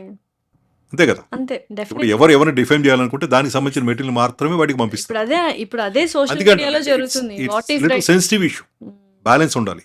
ఒకటి నేను ఏం చెప్పగలుగుతానంటే అక్కడ యాజిటేట్ చేస్తున్న వాళ్ళు ఎవరికీ కూడా పోలీసుల పట్ల లేదు పోలీసులు వాళ్ళ పట్ల వ్యక్తిగత ద్వేషం కానీ వాళ్ళని ఇబ్బంది పెట్టి ఫిజికల్గా అసాల్ట్ చేయాల్సిన అవసరం కానీ ఉండదు అక్కడ. సో పరిస్థితులు అటు పురికొల్పుతాయి అది. అండ్ అన్ని వేల మందిని హ్యాండిల్ చేసే క్రమంలో ప్రతి ఒక్కళ్ళు లాస్య మంచిదా ఇతను మంచివాడని చూసుకునే పరిస్థితులు ఉండవు. అవతల నుంచి రాళ్ళు వచ్చి పడుతుంటాయి. డెఫినెట్లీ. సో ఇది లిటిల్ సెన్సిటివ్. ఇది ప్రాక్టికల్గా అక్కడ చూస్తేనే ఏదవుతుంది. దీన్ని మనం ఇటువైపు కూడా స్వీపింగ్ స్టేట్మెంట్స్ ఇవ్వాల్సిన అవసరం లేదు, దాన్ని మిస్అండర్స్టాండ్ చేసుకునే అవసరం లేదు. ఇటువంటి అన్ని సంఘటన మీద సబ్సిక్వెంట్లీ డీటెయిల్గా ఎంక్వైరీస్ జరుగుతాయి. అలాగే ఇది ఏజ్ ఆఫ్ టెక్నాలజీ. అక్కడికి ఎన్ని వేల మంది వస్తే అందులో ఎవరైనా యాంటీ సోషల్ ఎలిమెంట్స్ ఉన్నారా, క్రిమినల్ బ్యాక్గ్రౌండ్, ఇవన్నీ ఎప్పుడు తర్వాత బయటకు వస్తాయి కదా. వచ్చినప్పుడు ఇవన్నీ it's too early for us to discuss అనిపిస్తుంది. డెఫినెట్లీ. Yes sir. సార్ యూజువల్గా just let's get in to normal conversation, it's become very serious. యూజువల్గా పోలీస్ దెబ్బలు అసలు కనిపించవు కానీ మామూలుగా ఉండదు అంటారు కదా. ఏం ట్రైనింగ్ తీసుకుంటారా మీరు ఎలా కొట్టాలనే దాంట్లో? పోలీస్ దెబ్బలు అసలు పోలీస్ దెబ్బలు అంటే ఒకప్పుడేమో 30-40 ఏళ్ల క్రితం ఉండేమో అది ఫిజికల్ ట్రీట్మెంట్ అంటే కొన్ని పార్ట్స్ తీసుకుని ఎక్కడైతే గాయాలు కనపడవు అట్లాంటి కొట్టేలాంటి ప్రాక్టీసెస్ ఉన్నాయని మేము వినేవాళ్ళం. అది చాలా లాంగ్ బిఫోర్ అది. ఈ మధ్య ఎక్కడ చూస్తున్నాం మనం, ఎక్కడ చూడలేదు అసలు, ఎవరు తీసుకోవట్లేదు. ఎందుకంటే చిన్న తేడా వచ్చినా అతను ప్రాణహాని కలిగిన ఇంకోటి కలిగిన ఇప్పుడు మీడియా జనాలు చైతన్యవంతులయ్యారు, అడ్వకసీ పెరిగింది, లీగల్ నాలెడ్జ్ పెరిగింది, ప్రతి చేతిలో ఇప్పుడు సెల్ ఫోన్ కెమెరాస్ రకరకాల ఉన్నాయి. ఇటువంటి పరిస్థితుల్లో ఎవరు కూడా ఒక అవసరాన్ని మించి దే డోంట్ యూజ్ ఫోర్స్, అసలు వాడరు. అది ఇప్పుడైతే వాడితే దే ఆర్ అకౌంటబుల్ కదా. సపోజ్ ఇప్పుడు ఎక్స్ అనే అతను వైఎన్ని కొట్టాడు, ఒక పోలీస్ ఆఫీసర్ కొట్టాడు, దాని తాలూకా ఎవిడెన్స్లు మీ దగ్గర ఉన్నాయి, మీరు తీసుకెళ్లి కోర్టులో వేస్తారు, ఎవరైనా సీనియర్ ఆఫీసర్కి ఇస్తారు, అతని మీద చర్యలు తీసుకుంటారు, మినిమం అతనికి మెమోసో చార్జ్ మెమోసో సస్పెన్షన్ ఏదో వస్తుంది. అటువంటిప్పుడు వాళ్ళు ఎందుకు రిస్క్ తీసుకోవాలి, ఎందుకు కొట్టాలి? కొట్టకపోతే ఏమవుతుంది, కేసు డిటెక్ట్ కాదు, కాకపోనండి హౌ డస్ ఇట్ మ్యాటర్? నష్టపోయేది ఎవరు? సొసైటీ నష్టపోతుంది కదా. ఇప్పుడు నాకు తెలిసినంత వరకు ఆ ప్రాక్టీస్లు దాదాపుగా కనుమరుగైపోయినాయి, లేవు అసలు. బట్ ఈ first degree, second degree, third degree ఏంటి sir? Third degree what kind of things ఉంటాయి థర్డ్ డిగ్రీ అని ఎందుకు అంటారు అంటే స్కిన్ లేయర్స్ ఉంటాయి. స్కిన్ లేయర్స్ లో ఆ ఫస్ట్ సెకండ్ థర్డ్ లేయర్ వరకు వెళ్ళి గాయపరిచేదాన్ని థర్డ్ డిగ్రీ అని అప్పుడు అనేవాళ్ళు. సైంటిఫిక్ నేను చెప్పి పోలీసు గురించి చెప్పట్లేదు, పోలీసు వాళ్ళు వాడతారని కూడా చెప్పట్లేదు నేను. థర్డ్ డిగ్రీ ఎందుకంటారంటే when a person is hit, burns లో వి యూజ్ థర్డ్ డిగ్రీ. ఈ థర్డ్ డిగ్రీ కూడా అది ఆ గాయం తీవ్రత ఎవరైనా కొట్టినప్పుడు, అది పోలీసే కావక్కర్లేదు, ఎవరిని కొట్టినా కానీ దాని తాలూకా గాయం యొక్క తీవ్రత స్కిన్ లో అంత డెప్త్ వరకు ఇంపాక్ట్ చేస్తే. మీ పోలీస్ డిపార్ట్మెంట్ లో థర్డ్ డిగ్రీ అనేది బాగా ఫేమస్ కదా. ఇప్పుడు ఎక్కడైనా లాస్ట్ 15-20 years ఎక్కడైనా చాలా రేర్, తగ్గిపోవడం కారణం ఇది జనాల్లో అవేర్నెస్ రావడం, వాళ్ళ రైట్స్ వాళ్ళకి తెలిసి ఉంటాం, వాళ్ళకి మీడియా లీగల్ నాలెడ్జ్ పెరగడం, వీటన్నిటితో ఆ క్రూడ్ మెథడ్స్ ఒకప్పుడు ఉండేవి, ఇప్పుడు లేవు. అంటే నేరస్తులు కూడా అంత కరడు కట్టిన నేరస్తులు ఇప్పుడు మనకు కనపట్లేదు ఎక్కడ. ప్యాటర్న్ కూడా మారింది, నేరం చేసే విధానం మారింది. బట్ క్రైమ్ రేట్ ఇప్పుడు ఎలా ఉంది సార్? అంటే మీ సోషల్ మీడియా వచ్చింది, అవేర్నెస్ పెరిగింది కాబట్టి నీ క్రైమ్ రేట్స్ బయటకు వస్తున్నాయి, మాకు తెలుస్తున్నాయి పబ్లిక్కి. You being a police officer from so many years, మీకు అప్పుడు క్రైమ్ రేట్కి ఇప్పుడు క్రైమ్ రేట్కి డిఫరెన్స్ ఏమైనా ఉందా? ప్రజలు ఉన్నప్పటి నుంచి క్రైమ్ ఉంది, రాజుల నాట్లో కూడా ఉంది అప్పట్లో. సో దాని విధానం మారుతుంది, చేసే పద్ధతులు మారుతాయి. కంప్లీట్గా ఎప్పుడంటే క్రైమ్ ఎరాడికేట్ అయిపోయి జీరోకి వచ్చేసేలాంటి పరిస్థితి ఉండదు. మానవ సమాజం ఉన్నంత కాలము క్రైమ్ ఉంటూనే ఉంటుంది, ఎందుకంటే అది ఒక psychological condition of a person. ఆవేశం, కోపం, ఇవన్నీ కూడా. సో మేము పోలీసు ఏం చేయగలుగుతాం అంటే దాన్ని ఎంత మినిమైజ్ చేయగలుగుతాం, తీవ్రత తగ్గించడం. We can only regulate and minimize crime, కానీ క్రైమ్ని ఎరాడికేట్ చేసేలాంటి సిచ్యువేషన్ ఏది ఉండదు. ఒక రూపంలో పోతే రెండో రూపంలో ఇంకో వస్తుంది. క్రైమ్ చేసే వాళ్ళు ఉంటూనే ఉంటారు, వాళ్ళ పద్ధతులు రూపాలు మార్చుకుని తిరిగి వస్తుంటూ ఉంటారు. So as a police officer మేమేంటంటే to keep it at the lowest, వీలైనంత తక్కువగా ఉంచడము, జరిగినప్పుడు వెంటనే దాన్ని డిటెక్ట్ చేయడం, శిక్షలు పడేలాగా చూస్తే జనాలకు కొంచెం భయం ఉంటుంది. ఒక తప్పు చేసిన వాడు జైలుకి వెళ్ళి బయటకు రాకపోతే చూసే వాళ్ళందరికీ అరే చేస్తే ఇలా ఉంటుంది కాబట్టి చేయకూడదు అనేలాంటి భయం వస్తుంది. సో ఏదైనా మర్డర్ జరిగినా, రేప్ జరిగినా, కిడ్నాప్ జరిగినా చాలా ఈజీగా పోలీస్ డిపార్ట్మెంట్ని బ్లేమ్ చేసేస్తుంటారు, వీళ్ళు చక్కగా లేరు, సరిగ్గా లేరు. ఆ టైంకి వాడు అక్కడ మర్డర్ చేస్తాడని కానీ, ఆ టైంకి అక్కడ వాడు రేప్ చేస్తాడని కానీ, ఆ టైంకి వాడు అక్కడ కిడ్నాప్ చేస్తాడని కానీ మీకు ఎలా తెలుస్తుంది? తెలియదు కదా. ఎగ్జాక్ట్లీ. కానీ కొన్ని సందర్భాలు ఏమంటామంటే కొన్ని నేరాలు, దొంగతనాలు కావచ్చు, మర్డర్స్ కావచ్చు, విజిబుల్ పోలీసింగ్ పోలీస్ వాళ్ళ పరిసర ప్రాంతాల్లో చాలా crimes- పాట్రోలింగ్ అని చెప్పొచ్చు. కాదు అంటే చాలా సందర్భాల్లో క్రైమ్ ఎక్కడ జరుగుతుంది, ఐసోలేటెడ్ ఏరియాలో జరుగుతుంది, ఎస్ డెఫినెట్లీ. చీకట్లో జరుగుతుంది. సో మనం వీలైనంత వరకు విజిబుల్ పోలీసింగ్ చేసి ప్యాట్రోలింగ్ ఏరియా మీద డామినెన్సా, ఇన్ఫార్మెంట్ సిస్టమా ఇవన్నీ పెట్టుకోవడం వల్ల ఎంతో కొంత దాన్ని మినిమైజ్ చేయడానికి కూడా అవకాశం ఉంటుంది. కంప్లీట్ మానేయలేం. ఎవరు ఎప్పుడు ఎక్కడ వాళ్ళు కూడా చూస్తుంటారు కదా, ఒక నేరం చేసేటప్పుడు ఈ పరిసర ప్రాంతాల్లో పెట్రోలింగ్ ఉందా, పోలీసులు ఉన్నారా, సీసీ కెమెరాలు ఉన్నాయని కూడా చూస్తున్నారు ఇప్పుడు.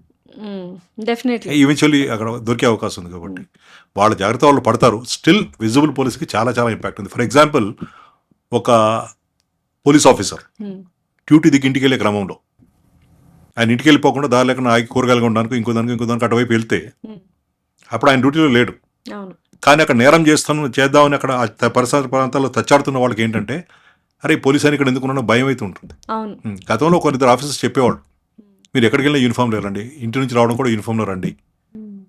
ఆ పోలీస్ వెహికల్స్కి స్టిక్కరింగ్ అవన్నీ కూడా అదే ఉద్దేశం. అక్కడ ఓకే. ట్రైన్ వెహికల్ లా కాకుండా పోలీస్ వ్యక్తులు ఏ కారణంగా ఎక్కడికి వెళ్ళినా కూడా పోలీసే కదా. ఇప్పుడు పాము మనిషిలాగా దొంగ కూడా ఎక్కడో భయం ఉంటుంది, తప్పు చేసేవాడికి ఎక్కడో భయం ఉంటుంది. డెఫినెట్లీ. ఈ పోలీస్ ఇక్కడ నుంచి నా కోసం వచ్చాడని వాడు భయపడతాడు. కాబట్టి విజిబుల్ పోలీసింగ్ ఇంపాక్ట్ చాలా ఎక్కువ ఉంటుంది. అంటే ఇప్పుడు సోషల్ మీడియా అందరికీ తెలుసు ఎంత ఫుల్ ఆన్ అయిపోయింది.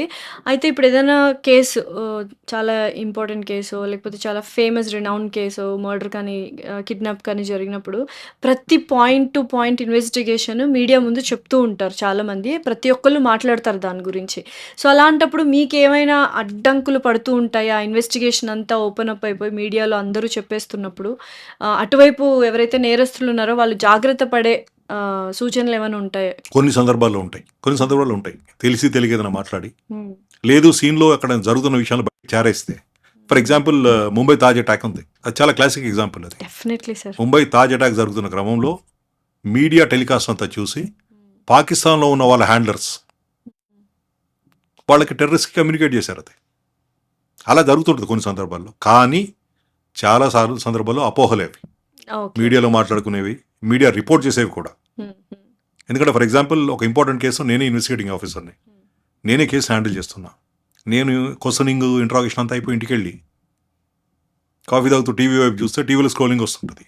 అక్కడ జరుగుతున్న దానికి దీనికి ఎక్కడ సంబంధమే కొంతనే ఉండదు అసలు. అది నవ్వుకుంటా ఉంది. కోపం నవ్వుకుంటారా? కోపం రాదా? How does it matter? ఇప్పుడు నా కేసుని జాగ్రత్తగా మీరు చేస్తున్నారు. డీల్ చేయడము, నిజం రాబట్టడము, దాన్ని ప్రాపర్గా ప్రాసిక్యూట్ చేయడం నాకు ఇంపార్టెంట్. కానీ వాళ్ళు ఎందుకు రాశారు, ఏం రాశారు అనేది అప్రస్తుతం నాకు. అది సో ఆఫ్ కోర్స్ నేను కూడా I come from Osmania journalism department. కొంతమంది మిత్రులతో మాట్లాడితే వాళ్ళు ఏమంటారంటే అథెంటిసిటీ లేకుండా, పూర్తిగా నిర్ధారించుకోకుండా ఇటువంటి ఇవ్వడం వల్ల కొంచెం ఇబ్బందులు వస్తాయి కదా. ఎందుకు చేస్తారు అంటే ఈ రోజుల్లో మీడియా అనేది కాంపిటేటివ్ వరల్డ్ అయిపోయింది. డెఫినెట్లీ. ఎవరు ముందు రిపోర్ట్ చేస్తారు అనేది చాలా ఇంపార్టెంట్. అండ్ ఎవరు ఎంత ఆసక్తికరమైన న్యూస్ బయట పెడతారు. ఆసక్తి అంటే యూ కెన్ యాడ్ ఆల్వేస్ దానిలో ఆబ్వియస్లీ యాడ్ ఆన్స్ ఎక్కువ ఉంటాయి. స్పైసీగా ప్రెజెంట్ చేయడం కాకుండా నేనేమంటాను, ఎందుకు హాఫ్ బేక్డ్ న్యూస్ లేదు అథెంటిక్ కాన్ న్యూస్ ఎందుకు మీరు టెలికాస్ట్ చేస్తారు లేకపోతే రాస్తారు అన్న సందర్భంలో కొంతమంది మిత్రులు ఏం చెప్తారంటే ఇట్స్ అ కాంపిటేటివ్ వరల్డ్. అది వేరే పేపర్ వాళ్ళు వేరే టీవీ వాళ్ళు మేము చూపించకపోతే మేము వెనకబడిపోతాము, మా మేనేజ్మెంట్కి మేము కూడా బాధ్యులం అవుతాము. డెఫినెట్లీ.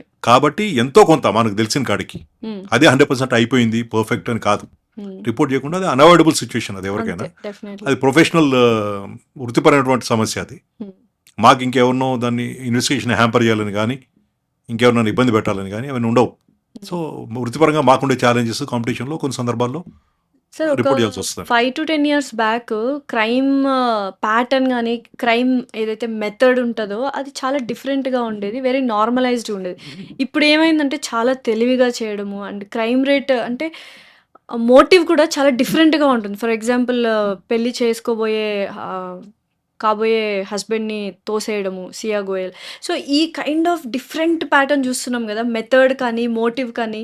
ఎందుకు ఇలాంటి సిచ్యువేషన్స్ వచ్చాయి అంటే ఏమంటారు? బేసిక్గా సొసైటీలో విలువలు తగ్గినాయి, అదొకటి one big reason for the crime.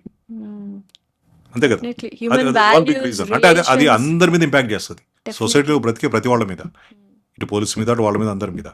అయితే చేసే విధానంలో ఎందుకు తేడా అంటే maybe they have an exposure, టీవీలు సినిమాలు, క్రైమ్ తెలివిగా ఎలా చేయాలి. నిజంగా క్రైమ్ ఎవరికి దొరకకుండా క్రైమ్ ఎలా చేయాలి, ఒక మనిషిని ఎలా చంపాలి అనేది గూగుల్లో చాలా మంది వెతుకుతున్నారంట. నిజంగా అది కరెక్టే అంటారా? తప్పు చేయాలనుకున్న వాడు రకరకాల మార్గాలు అన్వేషిస్తాడు. దానిలో భాగంగా కొంతమంది మిత్రులు సంపాదించవచ్చు, లేదా గతంలో కొంతమంది నేరాలు చేస్తే అది ఎలా చేశారని స్టడీ చేయొచ్చు, గూగుల్ కూడా కన్సల్ట్ చేయొచ్చు. లేదు ఇప్పుడు మంచి మంచి చాట్ బాట్స్ వచ్చి వాటి కూడా అడగొచ్చు. సో నో కానీ- క్రైమ్ ఇస్ పర్ఫెక్ట్ అంటారు. కానీ at the end of the day వాళ్ళు ఫుల్ ప్రూఫ్ అయితే చేయలేరు. అది that's what impossible. No crime is perfect. Perfect. ఏదో ఒక లూప్ హోల్ వదిలేస్తుంటారు. ఏదో రూపాయలు వేస్తారు, అత్యుత్సాహంతో దాన్ని కవర్ చేసే క్రమంలో ఎక్కువ తప్పులు చేస్తారు. ఇది కూడా జరుగుతుంది. ఓకే. సో మీరు ఏదైనా ఒక మిస్టీరియస్ కేస్ సాల్వ్ చేసిన సందర్భాలు అంటే ఒళ్ళు గగురు పుడిచేలాంటి కేసెస్ ఏమైనా చూసారా? చాలా కేసులు ఉన్నాయి. బట్ ఒకటి ఉదాహరణ చెప్పాలంటే, నేను టాస్క్ ఫోర్స్లో పనిచేస్తున్న రోజుల్లో ఓల్డ్ సిటీలో లోకల్గా ఒక మైనారిటీ కమ్యూనిటీలో ఒక సెక్ట్ ఆఫ్ పీపుల్కి గురువులో ఉండే ఒక కుటుంబం నుంచి ఒక పిల్లడు మిస్ అయ్యాడు. I think the boy was about 6-7 years age. Okay. Miss అయితే ఎక్కడికి వెళ్ళి ఉంటాడు అనుకుంటే ఇనిషియల్గా అంతా వెతికితే దొరకలేదు. ఒక అనుమానం, స్ట్రాంగ్ అనుమానం ఏంటంటే ఆ అబ్బాయి వాళ్ళ ఫాదర్కి ఒక బిజినెస్ పార్ట్నర్ ఉన్నాడు, అతనికి ఇతనికి డిఫరెన్స్ ఉన్నాయి, అతను ఏమైనా చేసి ఉంటాడేమో ఒక అనుమానంతో ఇన్వెస్టిగేషన్ మొదలైంది. ఓకే. సో అలా మొదలైన ఇన్వెస్టిగేషన్ క్లూలెస్గా దాదాపు మహారాష్ట్ర, గుజరాత్ ఎక్కడెక్కడో చాలా చోట్ల తిరిగాము, వెతికాము, ఎటువంటి క్లూ రాలేదు. కానీ ఎవరైతే మేము అనుమానిస్తున్నామో ఆ వ్యక్తి పరారీలో ఉన్నాడు. సో ఏమీ చేయకపోతే ఆ వ్యక్తి ఎందుకు పరారు అవుతాడు, ఉండాలి కదా ఇంట్లో అనేది ఒక బేసిక్ ఇది. అప్పట్లో టెక్నాలజీ ఇంత అడ్వాన్స్గా లేదు, ఉంది ఎంతో కొంత టెక్నాలజీ ఉంది, టెలిఫోన్స్ ఇవన్నీ చేయడం, బట్ ఇంత అడ్వాన్స్గా లేదు. ఇప్పుడు చాలా చాలా అడ్వాన్స్ అయిపోయారు. ఆ క్రమంలో ఏంటంటే ఒక దగ్గర వాచ్ పెడితే అతను ఒక ప్లేస్ నుంచి వాళ్ళ ఇంట్లో వాళ్ళని కాంటాక్ట్ చేశాడు. అతన్ని నేరం చేశాడు అది లేదా తెలియాలంటే ముందు అతను తీసుకుని క్వశ్చన్ చేసి అతన్ని కాదు అని చెప్పి నిర్ధారణ చేసుకుని వదిలిపెట్టేసాలి. సో ఫస్ట్ అయితే అతన్ని మనం ట్రాక్ చేయాలి. హీజ్ అబ్స్కాండింగ్ కాబట్టి, he's a suspect and he's absconding. ఆ క్రమంలో చిన్నగా ఇంట్లో వాళ్ళని అందరినీ కాన్ఫరెన్స్లో తీసుకుని చేస్తే టెక్నికల్గా అతని లొకేషన్ ఢిల్లీ ఎయిర్పోర్ట్లో వచ్చింది. ఓకే. సో ఇమీడియట్లీ నేను ఒక ఇద్దరు స్టాఫ్, ఎందుకంటే దూరం కాబట్టి పెద్ద టీం వెళ్ళకుండా ముగ్గురు వెళ్ళాం అక్కడికి. బై ది టైం మేము ఢిల్లీ ఎయిర్పోర్ట్లో ల్యాండ్ అయ్యేటప్పటికి అతని లొకేషన్ టువర్డ్స్ జైపూర్ కనిపించింది. సో ఇమీడియట్గా ఏదో ప్రైవేట్ వెహికల్ హైర్ చేసుకుని ఒక చిన్నపిల్లోడు ఈ లైఫ్ రిస్క్లో ఉందని చెప్పి ఆ ప్రైవేట్ డ్రైవర్కి చెప్పి కొంచెం ఓపిక డ్రైవ్ చేయాలి, లాంగ్ ఉంటుంది అని చెప్పి బయలుదేరాం.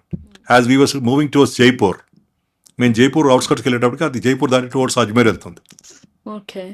అంటే మేము మనిషి ఉన్న ఎవరో తెలియదు మాకు. మా ఒక అంచనా ఏంటంటే హైపోథెటికల్గా ఈ పర్టికులర్ ఫోన్ ఈ మనిషి వాడుతున్నాడు, ఇతని మూమెంట్ అంటే ఫోన్ ట్రాక్ చేస్తాం మేము. ఓకే. అది ఆ మనిషి ఆ ఫోన్ ఎవరికైనా ఎవరి దగ్గర ఉండొచ్చు, ఏదైనా ఉండొచ్చు. బట్ అంటే యాజ్ ఆఫ్ అంటే ఆ రోజు ఉన్నటువంటి క్లూస్లో అది ఇంపార్టెంట్ క్లూ కాబట్టి అది రూల్ అవుట్ చేయాలి, అది కాదు అతను కాదు ఇంకెవరు వాడుతున్నారు, ఏ చిన్నదాన్ని వదలకూడదని దానిలో ఫాలో చేస్తుంది. మేమనుకుంటే అతను మైనారిటీ వర్గానికి చెందిన వ్యక్తి కాబట్టి బహుశా అజ్మీర్ దర్గా విజిట్కి ఏమైనా వెళ్తున్నాడు అనే ఉద్దేశంతో మేము కూడా ముందు ప్రొసీడ్ అయ్యాం. మేము ఫస్ట్ హైర్ చేసుకున్న వెహికల్కి జైపూర్ వర్క్ అని చెప్పాం. పంజాబ్ కుర్రోడు, చాలా మంచి యాక్టివ్గా ఉన్నాడు. ఈ జర్నీ అన్ఎండింగ్ ఉంటుంది, ఎంతవరకు తెలియదు, నీకేం కావాలన్నా రిజమ్లో పే చేస్తాం, ఓపిక మాతో ఉండమని చెప్పాం. సో నాతో ఉన్న మిగతా ఇద్దరు స్టాఫ్కి డ్రైవింగ్ రాదు, అయితే ఆ డ్రైవర్ డ్రైవ్ చేయాలి, లేకపోతే నేను డ్రైవ్ చేయాలి, non stop we were going. మేము అజ్మీర్ దరిదాపులోకి వెళ్ళేటప్పటికి అతను అజ్మీర్ దాటి టువర్డ్స్ ఉదయపూర్ వెళ్తున్నాడు. సో అజ్మీర్ కూడా రోల్ అయిపోయింది. ఇంకా అంత దూరం వచ్చి దాదాపు 400 పైకి కిలోమీటర్లు, this no point going back, అది ఏదో ఒకటి క్రాక్ చేయాలి. So again we started moving towards Udaipur. మేము ఉదయపూర్ వెళ్తే క్రమంలో ఒక ఘాట్ ఏరియా వచ్చింది, ఫారెస్ట్ ఏరియా. అక్కడ అతను సిగ్నల్స్ కట్ అయిపోయింది. అతను అక్కడ ఆగిపోయాడా, వెనక అజ్మీర్ వచ్చాడా, ముందు ఉదయపూర్ వెళ్తున్నాడా తెలియదు. ఓకే. సో ఒక ఉజ్జాయింపుగా పర్లేదు ఒక ప్రయత్నం చేద్దాం అనే ఉద్దేశంతో వీ ట్రావెల్ టువర్డ్స్ ఉదయపూర్. మేము ఉదయపూర్ వెళ్ళేటప్పటికి అతను ఉదయపూర్ కూడా దాటి టువర్డ్స్ అహ్మదాబాద్ వెళ్తున్నాడు. ఇది ఆల్మోస్ట్ అప్పటికి 16-17 గంటలైంది, నాన్ స్టాప్ జర్నీ. ఆగితే టైం పోతుంది కాబట్టి మేము క్విక్గా కొన్ని బనానాస్, కొన్ని బిస్కెట్స్, ఒక ఫ్లాస్క్, టీ అని పెట్టుకొని నాన్ స్టాప్ జర్నీ. సో మేము కూడా అహ్మదాబాద్ వైపు బయలుదేరాం. మేము అహ్మదాబాద్ అవుట్స్కట్స్కి వెళ్ళేటప్పటికి అతని లొకేషన్ మాకన్నా 50 కిలోమీటర్ల వెనక కనపడుతుంది. మళ్ళీ అక్కడికి వచ్చాం. మొత్తానికి ఒక డే అంతా అహ్మదాబాద్లో వెతికాం, ఎక్కడ దొరకలేదు. ఈవినింగ్ 4:35 అయ్యేటప్పటికి అతని లొకేషన్ టువర్డ్స్ బరోడా వెళ్తున్నట్టుగా అనిపించింది. సో సినిమాలో ఊహించినట్టుగా ఏంటంటే ఒక చిన్న వైట్ కలర్ మారుతి వ్యాను, అందులో మా సస్పెక్టు, అతనితో పాటు ఒక చిన్న పిల్లోడు, ఇవన్నీ హైపోథెటికల్. యాక్చువల్గా ఏంటో మాకు తెలియదు. You're just tracking a number, suspecting that the accused is carrying it. So మేము బరోడా బయలుదేరి ఎక్స్ప్రెస్ హైవేలో బరోడాలో 50 కిలోమీటర్లు వెళ్ళేటప్పటికి మళ్ళీ అతను అహ్మదాబాద్లో కనపడుతున్నాడు. మళ్ళీ వెనక్కి వచ్చాం. మళ్ళీ ఒక గంట తర్వాత యాక్చువల్గా మళ్ళీ బయలుదేరాడు అక్కడికి టువర్డ్స్ బరోడా. మేము ఇక్కడ హైదరాబాద్లో ఉన్న సీనియర్ ఆఫీసర్ సంప్రదించి అక్కడ బరోడా కమిషనర్ గారితో హెల్ప్ అడిగి అవుట్స్కట్స్లో ఒకటి చెకింగ్ పాయింట్ బ్యారికేడ్స్ పెట్టించి ఏదైనా మారుతి వ్యాన్ లాంటిది ఏదైనా వచ్చి దాంట్లో చిన్న పిల్లోడు ఉంటే 6-7 years ఏజ్ గ్రూప్ ఎవరైనా సరే స్టాప్ చేయమని చెప్పాం. అప్పుడు మళ్ళీ మేము కూడా బయలుదేరి వెళ్ళాం టువర్డ్స్ బరోడా. మేము అక్కడికి వెళ్ళేటప్పటికి బరోడా దాటేసింది ఆ ఫోన్. అక్కడ లోకల్ పోలీస్తో మాట్లాడితే ఏ వెహికల్ రాలేదు, ఎవరు మాకు సస్పిషియస్ కనపడలేదు అన్నారు. దాన్ని బరోడా క్రాస్ అయ్యి అవన్నీ చెక్ పోస్ట్ క్లోజ్ చేసుకున్నాం. Again he was travelling towards Surat వెళ్ళే క్రమంలో మేము కూడా మళ్ళీ ఫాలో అయ్యాం. అయ్యి ఒక 40-50 కిలోమీటర్స్ బరౌచ్ అనే ప్లేస్కి వెళ్ళిన తర్వాత చూస్తే అతను మాకన్నా ఒక 20 కిలోమీటర్ వెనకాల ఆగాడు. ఫోన్ ఆగింది, టు బి వెరీ స్పెసిఫిక్. మనిషి ఎవరో తెలియదు మాకు. అప్పుడు నాతో ఉన్న ఒక స్మార్ట్ స్టాఫ్ ఏమనంటే లొకేషన్ చూసాం అతనిది. అది ఏదైతే ఆగిందో ఆ లొకేషన్లో అన్ని దాబాలు ఉన్నాయి. దాదాపు ఈవినింగ్ 7:30-8 ప్రాంతం అది. ఓకే. సో మేమందరం కూర్చొని ఇంటర్లో డిస్కషన్లు ఏమనుకున్నాం అంటే కనుక అతను సొంత వెహికల్ అయితే కనుక ఆ టైంకి అక్కడ ఆగాల్సిన అవసరం లేదు. అహ్మదాబాద్ నుంచి బరోడా నుంచి టువర్డ్స్ ముంబై వెళ్ళే బస్సులన్నీ కూడా 7:30-8:30 ప్రాంతం అక్కడ ఆగి భోజనం చేస్తారు. సో మనం అనుకుంటున్నట్టుగా ఇది this not a Maruti van, ఇది బస్ ఏదైనా అయి ఉండే, లగ్జరీ బస్ లాంటిది ఏదైనా అయి ఉంటుంది ఓకే. అనుకున్నాం. ఎందుకంటే అక్కడ ఆగారు భోజనం కాబట్టి, లాజికల్ కంక్లూజన్.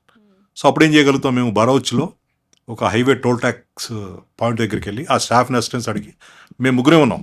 మాతో పాటు దాదాపు 1.5 డే ప్రయాణం చేసిన ప్రైవేట్ డ్రైవర్ కూడా సగం పోలీసుగా మారాడు అప్పటికి. మాతో పాటు మేము నలుగురం ఆ స్టాఫ్ హెల్ప్ తీసుకుని ఒక 200 మీటర్ల దూరంలో అన్ని బస్సెస్ని, లారీస్ని మిగతా వీళ్ళకి సపరేట్ చేసి హైవేలో వెళ్ళే లాంగ్ టర్మ్ లగ్జరీ బస్సెస్ అనేది ఒక గేట్లోకి తీసుకున్నాం. Okay.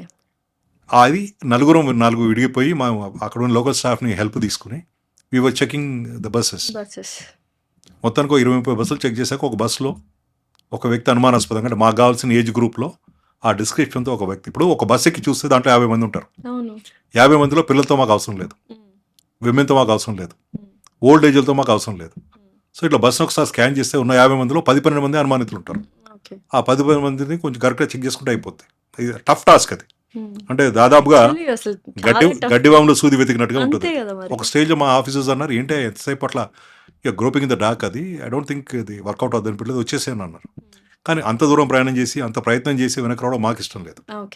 So eventually we got the fellow. ఆ ఫోన్ డైల్ చేసి చూస్తే ఫోన్ దొరికింది అతని దగ్గర. మనిషి కూడా మేము అనుకున్న మనిషి. అతను ఇమీడియట్గా గుర్తుపట్టడం కారణం ఏంటంటే అతని భాష టిపికల్ హైదరాబాద్ దక్కనీ లాంగ్వేజ్లో సమాధానాలు చెప్తున్నాడు. Is Hyderabad.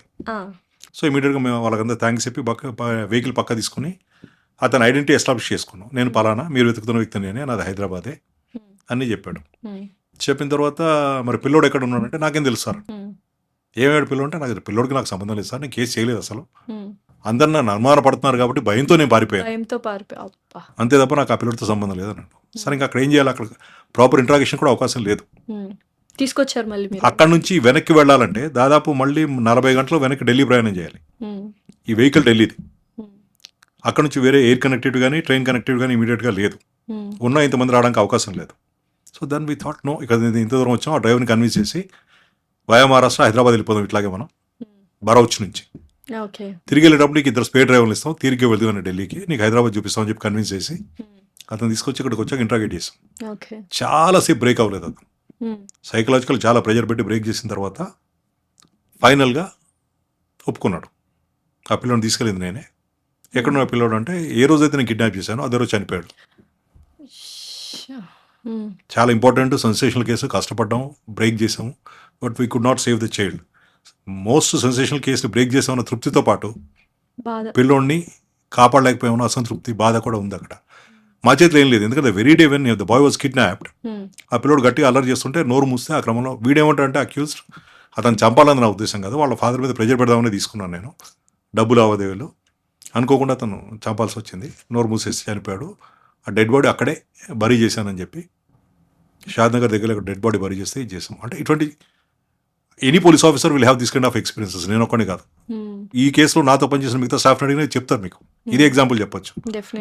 Sensational case break చేయగలిగాము, ప్రాపర్ ఎవిడెన్స్ అని కలెక్ట్ చేయగలిగాం. Unfortunately we could not save the child. There is a satisfaction of detecting the case, at the same time ఆ pain that you know we could not save an young child అని. Definitely. So ఇప్పుడు ఇలాంటి అనుభవాలు ఎన్నో ఉంటాయి మాకు. చాలా ఇదైతే చాలా ఇంట్రెస్టింగ్ ఎపిసోడ్స్ లాగా ఉంది యాక్చువల్గా చెప్పాలంటే. బట్ అబ్బాయి బతుకుంటే బాగుండు, curiosity. Very very unfortunate situation అది, young boy of 6-7 years. Sir, యూజువల్గా ఇంత మిస్టీరియస్గా, ఇంత డిఫరెంట్గా ఈ మధ్యకాలంలో క్రైమ్స్ జరుగుతూ ఉన్నాయి. వాటిని ఆపడానికి పోలీస్ డిపార్ట్మెంట్ ఏం చేస్తుంది, ఏంటి? పోలీస్ ఒకటే చేస్తే ఏం కాదు, జనాల్లో ఆ వాల్యూ సిస్టమ్ పెంపొందించాలి. Civilians also should come forward. చాలా సందర్భాలు ఏమవుతుందంటే ఏదైనా జరుగుతుందని చూచాక వాళ్ళకి అనుమానం ఉన్నా తెలిసినా కూడా మనకెందుకు లేని ఇలాంటి వదిలిపెట్టేసి ఇలాంటి తత్వం ఉంటుంది కాబట్టి పోలీసులు ఏమి సర్వంతర్యామి కాదు, అన్ని చోట్ల అన్ని సందర్భాలు ఉండే అవకాశాలు లేవు. Hmm. To the possible extent మేము విజిబుల్ పోలీసింగ్ చేసినా కూడా ఎక్కడో రిమోట్ ప్లేస్, ఎక్కడో రిమోట్ టైమ్ నేరాలు జరుగుతూ ఉంటాయి. కాబట్టి నేను చెప్పాను, this is the perennial problem. Crime is perennial. అంతే. మానవ సమాజంతో పాటు ఇది కూడా ట్రావెల్ చేస్తుంది. కంప్లీట్గా పోదు, కానీ We cannot. కొన్ని ప్రయత్నాలు చేయడం వల్ల, సొసైటీలో అవేర్నెస్ తీసుకురావడం వల్ల, సివిలియన్స్ కూడా బాధ్యత ఫీల్ అవడం వల్ల ఓకే కొంతవరకు దాన్ని తగ్గించే అవకాశం ఉంది. మీరు మేము మన అందరం కలిసి ప్రయత్నం చేయాలి. సార్, లైక్ ఎన్నో ఇయర్స్ ఆఫ్ ఎక్స్పీరియన్స్ ఉంది మీకు, అండ్ మిమ్మల్ని ఎన్కౌంటర్ స్పెషలిస్ట్ అని పిలుస్తూ ఉంటారు. ఎప్పుడైనా అంటే ఒక being a responsible police officer, ఒక మనిషి ఎంతైనా వీఆర్ హ్యూమన్స్, అంటే మనకి ఎక్కడో అపార్ట్ ఫ్రమ్ పోలీస్ నేను ఒక కైండ్ ఆఫ్ హ్యుమానిటీ అన్న బేసిస్లో ఉంటుంది కదా సార్. ఈ ఎన్కౌంటర్స్ ఇలా చేస్తున్నప్పుడు మీలో మీకు యుద్ధం జరిగిందా, అంతర్యుద్ధం? Let me dispute. ఈ ఎన్కౌంటర్ అనే పదం చాలా విరిగా వాడేస్తారు, బట్ చాలా కాలంగా నేను దీన్ని డిస్ప్యూట్ చేస్తున్నాను ఈ పదాన్ని. దీనికి కౌంటర్గా ఎక్స్చేంజ్ ఆఫ్ ఫైర్ అనే పదాన్ని బాగా పాపులర్ చేసి ప్రమోట్ చేసింది నేనే. ఎస్.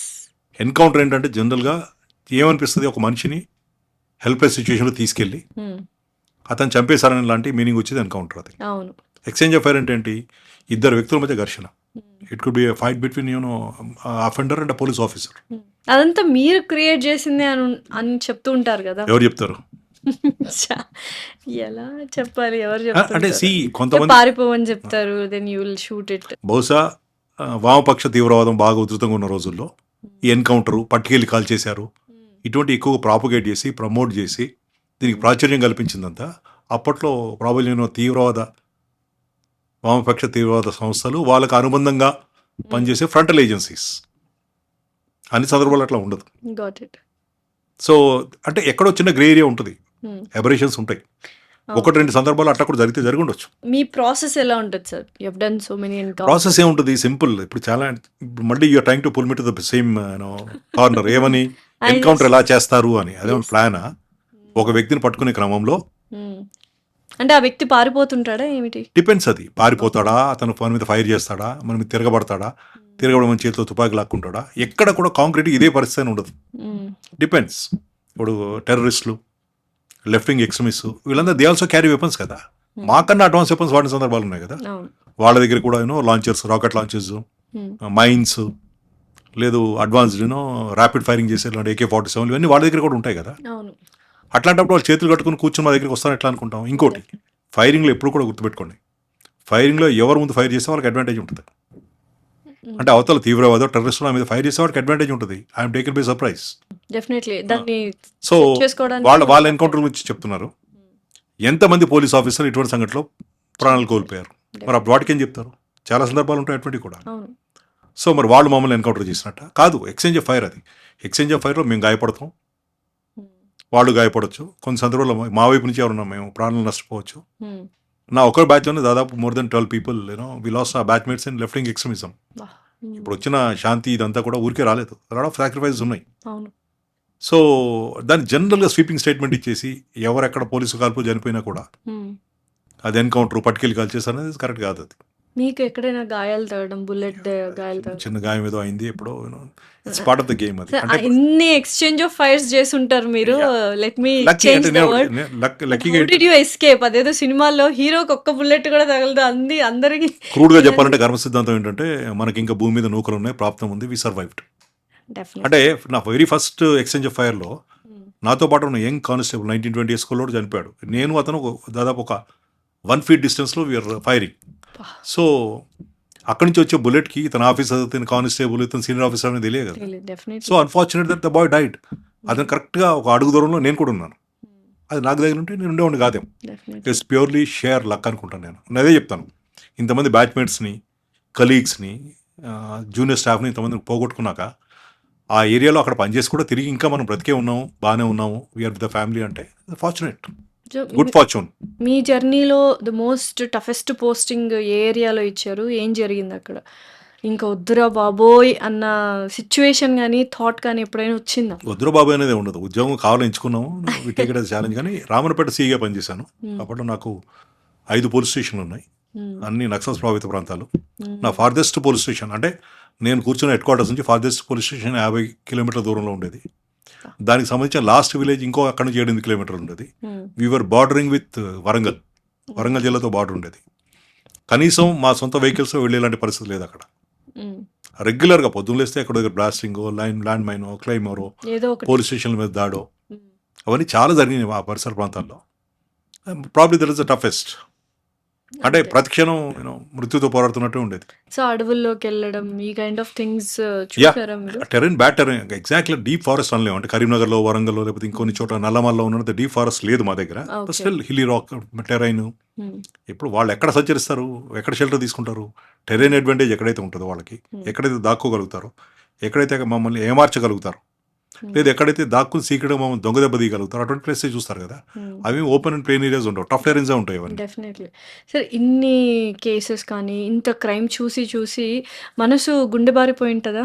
ఏముండదే యూ స్టిల్ క్యారీ అంటే that softness in your heart. డెఫినెట్గా మన అనుకునే వాళ్ళకి ఎవరైనా ఇబ్బంది వచ్చినా, కష్టం వచ్చినా, నష్టం వచ్చినా, ఏమైనా ఆప్తులు కోల్పోయినా we tend to react. We're all human beings. అంటే ఆ ఇన్సెన్సిటివిటీ, ఆ రఫ్నెస్ అయితే రాదనుకుంటున్నాను నేను. When we deal with the crime మేము చాలా కొంచెం హార్ష్గానే ఉంటాం మేము. మీరు అన్నారు కదా అంతర్మదనం ఉంటుందా, అదా ఇదా అని చెప్పి అడిగారు కదా. ఏదైనా ఎస్ అంటే మీలో కాదు, మీరు అడిగిన క్వశ్చన్ వేరు. అంతర్య ఎవరైనా మనిషిని మీరు కావాలని డెలిబరేట్గా ఎన్కౌంటర్ చేసేటప్పుడు ఏమైనా Encounter ఆలోచిస్తారా అని. అటువంటి సందర్భాలు ఏమి ఉండవు. Encounter is encounter, what ever call it as exchange of fire. అంతే. అంటే నేను కాల్చడం లేట్ అయితే వాడడానికి కాలిస్తే నా పరిస్థితి ఏంటి? ఇవన్నీ ఆలోచించే ఉండవు. కాకపోతే ఇంటికి వచ్చిన తర్వాత ఏమైనా కొన్ని సందర్భాలు ఎప్పుడన్నా అరే ఏ కారణంగా ఉండొచ్చు, అతను నన్ను కాల్చే ప్రయత్నం చేసి ఉండొచ్చు, నేను కాల్చాను, But అవతల మనిషి చనిపోయాడు, అంటే ఒక మనిషి డెత్కి నేను కారణమయ్యాను ఆ, అనేలాంటి అంతర్మాత్రం ఏమైనా ఉంటుంది. నాకైతే ఇప్పుడు at least as for as I'm concern నాకు ఎప్పుడు లేదు అది. ఎందుకంటే నేను కాల్చకపోతే అతను కలిసి నేను పోతాను ఒకటి. అతను నివారించకపోతే చేతిలో తుపాకు ఉన్న వ్యక్తి ఇంకా చాలామంది ప్రాణాలు తీసే అవకాశాలు ఉంటాయి. ఓకే. సో అట్లాంటివి ఈ సెన్సిటివిటీస్ అన్నిటికీ ఒక వృత్తి ఎంచుకున్న తర్వాత ఇటువంటి ప్రొఫెషనల్ హజార్డ్స్ ఉంటాయి. అంటే నా చుట్టూ ఉండే వాళ్ళకు ఉంటుందేమో భయం, నాకుండే అవకాశం లేదు. ఉంటే మనం ఆ పని చేయలేము మనం అసలు అక్కడ.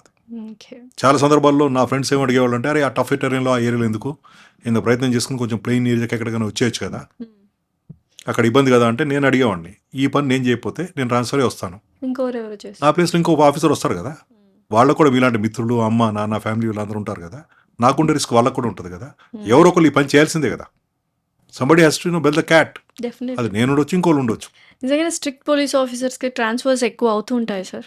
కొంతవరకు అది నిజం. స్ట్రిక్ట్ పోలీస్ ఆఫీసర్స్ అంటే అక్కడ ఎవరైతే పవర్లో ఉంటారో వాళ్ళకి అనుకూలంగా పని చేయకపోయినా, వాళ్ళు చెప్పిన కొన్ని పనులు చేయకపోయినా ట్రాన్స్ఫర్ చేయడం. నేను ఇనిషియల్గా నా ఫస్ట్ 5 పోస్టింగ్స్ 5 నెలల నుంచి ఎక్కడ పని చేయలేదు నేను. అప్పుడు కొత్తగా వచ్చాం, యంగ్ ఉన్నాం, బాధ్యతలు లేవు, సింగిల్. నిజంగా కూడా నా దగ్గర ఒక పెద్ద సూట్ కేసు, దాంట్లో ఒక చిన్న పిల్లో, 1 సూట్ కేసులోనే నా ఫస్ట్ 4-5 పోస్టింగ్స్ ప్రయాణం జరిగింది. ఓకే. సర్దుకోవడాలు, తీసుకెళ్ళాలంటే ఇబ్బంది లేదు, బ్యాచిలర్, సింగిల్ వెళ్ళిపోయేవాళ్ళం. ఓకే. అంటే క్రమంగా కుటుంబం ఏర్పడి, బాధ్యతలు ఏర్పడి, పిల్లలు వచ్చి అన్ని తర్వాత ఏంటంటే ప్రతిసారి ఇప్పుడు మనోటే వెళ్ళిపోతాం. వాళ్ళు వాళ్ళ స్కూళ్ళు, వాళ్ళ లొకేషన్ ఇవన్నీ ఇబ్బంది అవుతాయి కాబట్టి కొంత మొండితనం, తీవ్రత తగ్గుతాము as over period of time. స్టార్టింగ్లో ఉన్నంత ఉండకపోవచ్చు. ఉండకపోవచ్చు. సో ఫ్యామిలీ థ్రెట్ ఏమైనా మీరు ఎక్స్పీరియన్స్ చేశారా సార్? ఫ్యామిలీ థ్రెట్ అంటే డైరెక్ట్గా థ్రెట్ లేదులే కానీ, అంటే ఒకటి good thing about left wing extremism ఏంటంటే వామపక్ష తీవ్రవాదం. వాళ్ళు పోలీసు వాళ్ళని చాలామంది పెద్ద పెద్ద పోలీస్ ఆఫీసర్ని చంపారు, పెద్ద పెద్ద ల్యాండ్ మైన్స్, క్లెయిమ్ మూవ్మెంట్స్ అవన్నీ చేశారు. వి లాస్ సో మెనీ పీపుల్. కానీ ఎప్పుడు కూడా వాళ్ళు ఫ్యామిలీ జోలికి రాలేదు. ఓకే. ఒకటి సైద్ధాంతికంగా దానికి వాళ్ళు వ్యతిరేకమై ఉండొచ్చు, లేదు వాళ్ళకు కూడా ఫ్యామిలీస్ ఉంటాయి కదా. సార్ యూజువల్గా ఏదైనా టఫెస్ట్ కేసెస్ వచ్చినప్పుడు పోలీస్ డిపార్ట్మెంట్ నుంచి సిఐడికి వెళ్తాయని విన్నాను. సో రోల్స్ రివర్స్ అయిన కండిషన్స్ ఉన్నాయా ఏమైనా? అండ్ ఎందుకు అలాగా పోలీస్ టు సిఐడి వెళ్తుంది, పోలీస్ డిపార్ట్మెంట్ టు సిఐడి? అంటే ప్రాధాన్యత ఎక్కువ ఉండి, ఏదో ఎక్కువ మంది విక్టిమ్స్ ఉండి, జనరల్గా సిఐడికి వచ్చే కేసు ఏంటంటే డీజీపీ గారు కానీ లేకపోతే సిఐడి చీఫ్ కానీ ఏమైనా స్పెషల్ కేసెస్ ఉండి ఇక్కడ మన ఇంటర్వెన్షన్ అవసరం అనుకున్నప్పుడు మీకు అక్కడ కేసులు రిజిస్టర్ చేస్తారు. అది కాకుండా కొన్ని సందర్భాల్లో హైకోర్ట్స్ లాంటివి రెఫర్ చేస్తాయి. ఓకే. అలాగే ప్రభుత్వం కూడా కొన్ని ఇంపార్టెంట్ మల్టీ డిసిప్లినరీ ఇన్వెస్టిగేషన్స్ ఉన్న దగ్గర కూడా రెఫర్ చేస్తుంది. కాకుండా సెన్సేషనల్ ఎక్కడైతే జనాల నుంచి డిమాండ్ వచ్చి లోకల్ పోలీస్తో ఒక ఇబ్బంది ఏంటంటే వాళ్ళకి టైం సరిపోదు కాబట్టి, it's not that they not capable అని కాదు. అసలు సిఐడికి సెపరేట్ ఎంటిటీ ఏం లేదు. సిఐడిలో పనిచేసే స్టాఫ్ 100% లా అండ్ ఆర్డర్ నుంచి డెప్యుటేషన్కే వస్తాం ఇక్కడికి నేను వచ్చినట్టు. ఓ, సో వాళ్ళు వీళ్ళు వేరు కాదు. సో వాళ్ళకి సపరేట్గా సిఐడిలోనే జాయిన్ అవుతారు అన్నది ఏం లేదు, లేదా? లేదు. అంటే సిబిఐ లాంటి సంస్థలు ఉన్నాయి. సిబిఐలో సొంత రిక్రూట్మెంట్ కొంత ఉంటుంది, ఓకే. కొంతమంది డెప్యుటేషన్ మీద వస్తారు. ఓకే. బట్ సిఐడి 100% డెప్యుటేషన్, దానికంటూ సపరేట్ ఎంటిటీ లేదు. ఓకే. సో మేము రోజు లా అండ్ ఆర్డర్లో పనిచేసేవాళ్ళు చూసేవాళ్ళు ఇక్కడ కూడా వస్తారు. కాకపోతే అక్కడ మల్టీఫేరియస్ డ్యూటీస్ ఉంటాయి, ప్రెజర్స్ ఉంటాయి, చాలా సందర్భాల్లో ఫోకస్గా ఉండరు, టైం సరిపోదు. సిఈడిలో ఎక్స్క్లూజివ్ ఇన్వెస్టిగేషన్ ఇది, ఇక వేరే పనులే ఉండవు. సో దీంతో పాటుగా సపోర్ట్ ఉంటుంది, ట్రైనింగ్స్ ఉంటాయి. సో ఆ ఇన్వెస్టిగేషన్లో ఉన్న ఫైనాన్షియల్ సపోర్ట్గా, ఫైనాన్షియల్ ఇన్వెస్టిగేషన్ సపోర్ట్ కావాలంటే ఆ ఎక్స్పర్ట్స్ వస్తారు, చార్ట్ అకౌంటెంట్స్ వస్తారు. ఓకే. ఇవన్నీ ఉంటాయి కాబట్టి క్వాలిటీ ఆఫ్ ఇన్వెస్టిగేషన్ బెటర్గా ఉంటుంది, ఫోకస్గా ఉంటాం. ఓకే. మీరు అడిగినట్టుగా దిస్ ఇంపార్టెంట్ కేస్ అది. అప్పట్లో ఏంటంటే ఐ డోంట్ నో మీరు పోలీస్ టు సిఐడి వెళ్ళిందా, సిఐడి టు పోలీస్ వెళ్ళిందా? పోలీస్ నుంచి సిఐడికి వెళ్ళి తిరిగి పోలీసుకి బ్రేక్ చేసిన కేసు, నేనే దాంట్లో ఇన్వాల్వ్ అయి ఉన్నాను. ఓ వావ్. దాదాపు ఇప్పటికి ఐ థింక్ అరౌండ్ 96-97 ప్రాంతంలో, దాదాపు 30 ఏళ్ల క్రితం ఇప్పటికి. అప్పట్లో ఒక సరెండర్ అయిన నక్సలైట్ ఈదన్నా అని, వాళ్ళిద్దరు వైఫ్ అండ్ హస్బెండ్ ఇద్దరు, హుస్సేన్ బి అండ్ ఈదన్నా. ఈదన్నా మర్డర్ జరిగింది చాలా సెన్సేషనల్గా, చాలా క్రూరంగా చంపారు అతన్ని. చంపి తలని బీహెడ్ చేసి తీసేసి కింద లోవర్ పార్ట్స్ కాళ్ళు కూడా తీసేసి ట్రంక్ ఒకటి తీసుకొచ్చి చిలకలగూడ పోలీస్ స్టేషన్ పరిధిలో ముషీరాబాద్ జైలు దగ్గర పెట్టారు, అది ఫర్ ఎ పర్పస్. సో అప్పట్లో ఏంటంటే వాళ్ళిద్దరు మాజీ నక్సల్స్ కాబట్టి, సరెండర్ అయిన వాళ్ళు కాబట్టి, వాళ్ళని గవర్నమెంట్ ప్రోత్సాహంతోనే చంపారని, పరోక్షంగా ప్రభుత్వం పాత్ర ఉందని చాలా సీరియస్ అక్యుజేషన్స్ వచ్చి, క్లూస్ రాక, కొంతవరకు ప్రభుత్వం కూడా కొంత డిఫెన్స్లో పడి ఈ సీరియస్నెస్ తీసుకుని కేసుని సిఐడికి ట్రాన్స్ఫర్ చేసింది. ఓకే. చేసి దాంతోపాటుగా దానికి ₹1,00,000 క్యాష్ రివార్డ్ కూడా, అప్పట్లో 96లో 1 lakh, it could be huge now, reward కూడా డిక్లేర్ చేశారు. అది వాళ్ళు ఇన్వెస్టిగేట్ చేస్తారు, కేసు వాళ్ళకి వెళ్ళిపోయింది, చేస్తున్నారు. అప్పట్లో నేను భువనగిరిలో టౌన్లో పనిచేసేవాడిని. భువనగిరి టౌన్లో ఒక మర్డర్ జరిగింది. ఓకే. అతను కూడా మాజీ మిలిటెంట్, అంటే నక్సల్స్తో పనిచేసి బయటకు వచ్చేసి ఓపెన్గా ఉంటున్నాను అతను. ఆ మర్డర్ కేసు ఇన్వెస్టిగేషన్ చేసే క్రమంలో నాకు సడన్గా ఫోన్ వచ్చింది, సార్ ఈరోజు మన టైంలో జరిగిన మర్డర్లో మీరు పలానా వ్యక్తిని అదుపులోకి తీసుకోండి, అతను ఈ కేసు బయటపడుతుంది, దీంతో పాటు రాష్ట్రాన్ని కుదిపేసిన ఇంకో కేసు కూడా మీకు బయటపడుతుంది, సెన్సేషనల్ అని ఫోన్ వచ్చింది. నువ్వెవరైనా అడిగాను నేను, అప్పట్లో ల్యాండ్లైన్ ఫోన్స్ ఇవి. సార్ మీరంటే నాకు అభిమాన గౌరవం సార్, అందుకే మీకు చెప్తున్నాను, నేను మళ్ళీ మీ ముందుకు వస్తాను నేను ఎప్పుడోసారి, but go head with the investigation అని ఒక సోర్స్ లాగా. సో వెళ్ళి ఆ వ్యక్తిని అదుపులోకి తీసుకున్నాం. ఆ రోజు జరిగిన మర్డర్లో మంద బాలరాజ్ అని మాజీ మిలిటెంట్, అతను భువనగిరి టౌన్లో జరిగింది మర్డర్. అది ఆ రోజు జరిగిన మర్డర్లో మేము ఎవరైతే ఆ వ్యక్తిని అదుపులోకి తీసుకున్నామో అతని చేతి గాయమైంది, క్లియర్ తెలుస్తుంది చేసే క్రమంలో గాయపడ్డాడని. మేము అదుపులోకి తీసుకోగానే అవును సార్ ఈరోజు మంద బాలరాజ్ మర్డర్ మేమే చేసాము, నేను పలానా కారణంతో అనేది చెప్పాడు. అతను పోలీస్ స్టేషన్ తీసుకొచ్చిన తర్వాత నేను అడిగింది ఏంటంటే, ఇది మాకు తెలుసు, ఆ సెన్సేషనల్ కేసు ఏంటని అడిగి, ఆ సెన్సేషనల్ కేసు అంటే నాకు కూడా తెలియదు. నాకు చెప్పిన సోర్స్ ఏమన్నాడు, రాష్ట్రాన్ని కుదిపేసిన కేసు డైరెక్టర్ సార్ అని చెప్పాడు. ఓకే. సో అడిగితే అరే వీళ్ళకి తెలిసినట్టుంది కదా అని, అతను అవును సార్ ఏదైనా కూడా మేము ఆర్డర్ చేసాం, కారణం ఇది, మోటివ్ ఇది, పార్టిసిపేట్ చేసింది పలానా వాళ్ళు, పలానా కారణంగా ట్రంక్ తీసుకెళ్ళి మేము చనిపోయిన వ్యక్తిని తల సెపరేట్ చేసి కాళ్ళు సెపరేట్ చేసి ట్రంక్ తీసుకుని స్కూటర్ మీద ప్యాక్ చేసుకుని తీసుకెళ్ళి అక్కడ జైలు దగ్గర పెట్టామని చెప్పారు. అతను అసోసియేట్ ఇంకో అతను తీసుకున్నాం. అతను ఎవరు అంటే చాలా సెన్సేషనల్గా ఈ క్రైమ్ నోటోరియస్ ఉండి మేమంతా వివాదాలకు వెళ్ళిన నయీం వాళ్ళ సొంత బ్రదర్ అలీం అని ఉండేవాడు, అతను మర్డర్ చేశాడు.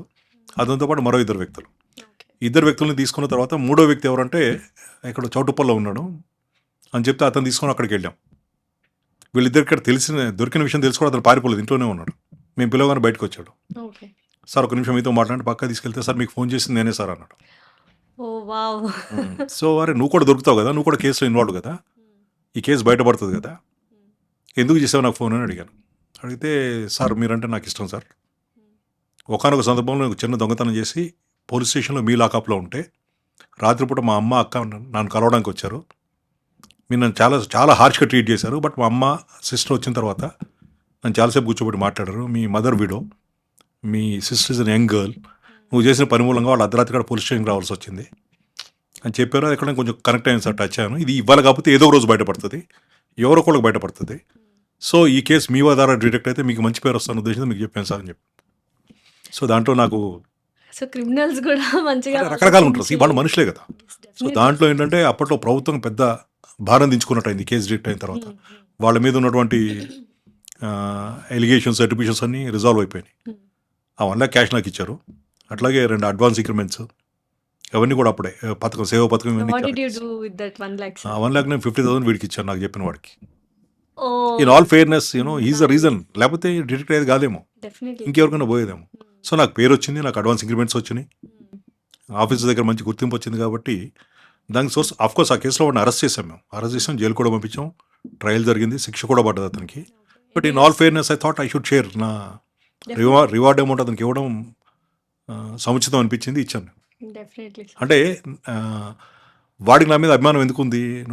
నేను హార్ష్గా డీల్ చేసినప్పటికీ at the end of the day I talk to him good nicely. Family వచ్చినప్పుడు ఇవే కదా గెస్చర్స్. ఇప్పుడు డెఫినెట్లీ ఆ తర్వాత చాలా ఇన్ఫర్మేషన్లు ఇచ్చాడు నాకు. జైల్లో ఉండి జైల్లో జరిగే సంభాషణలు, జైల్లో జరిగే ప్లానింగ్, రకరకాల ఇన్ఫర్మేషన్ నాతో షేర్ చేసేవాడు. Not that I shared it 50,000 ఇచ్చానని కాదు, గ్రాటిట్యూడ్ ఉంది నా పట్ల. సో ఇప్పుడు సిఐడికి వెళ్ళిన కేసు, సిఐడి ఇన్వెస్టిగేషన్ చేస్తూ ఉండగా మళ్ళీ వెనక You got a మేము డిటెక్ట్ breakthrough. చేసాము. అది యాదృచ్ఛికం ఉండొచ్చు, లేదు ఫర్ వేరియస్ రీజన్స్. సో వాళ్ళే డిటెక్ట్ చేయాలని ఉంది. చాలా సందర్భాలు ఏమవుతుందంటే ఒక దగ్గర జరిగే కేసు వాళ్ళకి క్లూ ఉండదు, అదే నేరస్తులు ఇంకో నేరం చేసి ఇంకెక్కడో పట్టుబడతారు, అది వాళ్ళకు వెళ్ళిపోయింది. అంటే వాళ్ళ ద్వారా బయటపడుతుంది. ఈ సేమ్ నా విషయంలో జరిగింది కూడా అదే. ఓకే, సో ఇటువంటివి చాలా కేసెస్ అండ్ ఎక్స్పీరియన్సెస్ ఉన్నాయి. ఉంటాయి కొన్ని, అంటే అన్డిటెక్టెడ్గా వదిలిపెట్టేసుకుని. నేను రామచంద్రపురం పోలీస్ స్టేషన్లో పనిచేస్తున్నప్పుడు కళ్ళు కాంపౌండ్ దగ్గర మర్డర్ జరిగింది. అతని బ్యాక్గ్రౌండ్ చాలా సాఫ్ట్, ఎవరితో గొడవలు కానీ ఎవరన్నా అతను చంపే అవకాశం కానీ ఏం లేవు. మోటివ్ కానీ ఏమీ లేదు. ఎంతో విధాల ప్రయత్నం చేశాం, we could not detect the case. చంపడం అంటే like it is a murder. It's a murder, క్లియర్గా మర్డర్ అని ఎస్టాబ్లిష్ అయింది. But we could not release.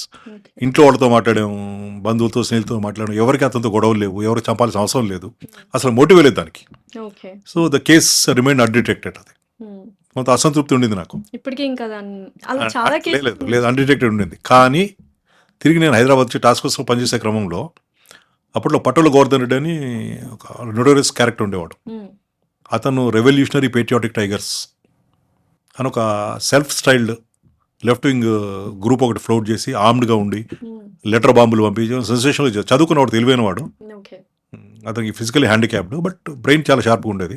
హైదరాబాద్లో ఫస్ట్ టైం లెటర్ బాంబ్స్ తయారు చేసి కూడా అతనే 90లో. అతను ఇంకో కేసులో ఇన్వెస్టిగేషన్ చేసే క్రమంలో అతను తీసుకుంటే ఆ ఇంట్రాగేషన్లో ఈ కేసు అతను కన్ఫ్యూజ్ చేశాడు. ఏది, నేను రామచంద్రపురంలో ఉన్నప్పుడు కళ్ళు కాంపౌండ్ దగ్గర అన్డిటెక్టెడ్గా ఉండిపోయిన కేసు. ఎందుకు చంపాల్సి వచ్చిందండి? చిన్న వెరీ మైన్యూట్, అంటే నేను చెప్పినట్టుగా వినట్లేదు, నా కంట్రోల్లో ఉండట్లేదు అన్నాడు. కానీ మేము ఏదన్నా ఇల్లీగల్ ఇంటిమసీ యాంగిల్ ఉందేమోనని మేము అనుకున్నాం. He did not confess it. Okay, చిన్న రీజన్ చూపించాడు. అతనికి నాకు అభిప్రాయ భేదాలు ఉన్నాయి, అతనికి తిరగబడి మాట్లాడాడు, నేను చెప్తే వినలేదు, అటువంటివన్నీ. అంటే ఇంట్లో వాళ్ళకు కూడా అతను చంపుతాడని ఎక్కడ లేసమంత కూడా ఎక్కడ డౌట్ లేదు వాళ్ళకి. It was an open case. So ఎక్కడో నేను ఒక అసంతృప్తి వారిని చేయలేకపోయిన కేసు ఇది, అన్డిటెక్టెడ్ అనుకున్నాను. 4-5 ఏళ్ల గ్యాప్ తర్వాత ఇంకో ఆర్గనైజేషన్లో పనిచేసే క్రమంలో మళ్ళీ ఆ కేసు నేను డిటెక్ట్ చేశాను. సో ఇలా చాలా కేసెస్, ఉంటాయి. మిస్టీరియస్ కేసెస్ ఉంటాయి. ఉంటాయి. సో ఇప్పుడు ఇంకా ఆల్మోస్ట్ రిటైర్మెంట్కి వచ్చేస్తున్నారు. Do you miss this investigations, cases? ఇంత అంటే ప్రభుత్వ ఉద్యోగంలో చేరిన తర్వాత it could be police or it could be any other organization, retirement అనేది ఇన్ఎవిటబుల్. yes. సో ఈ 38 ఏళ్ళు, దాదాపు I'm completing 38. I join very early.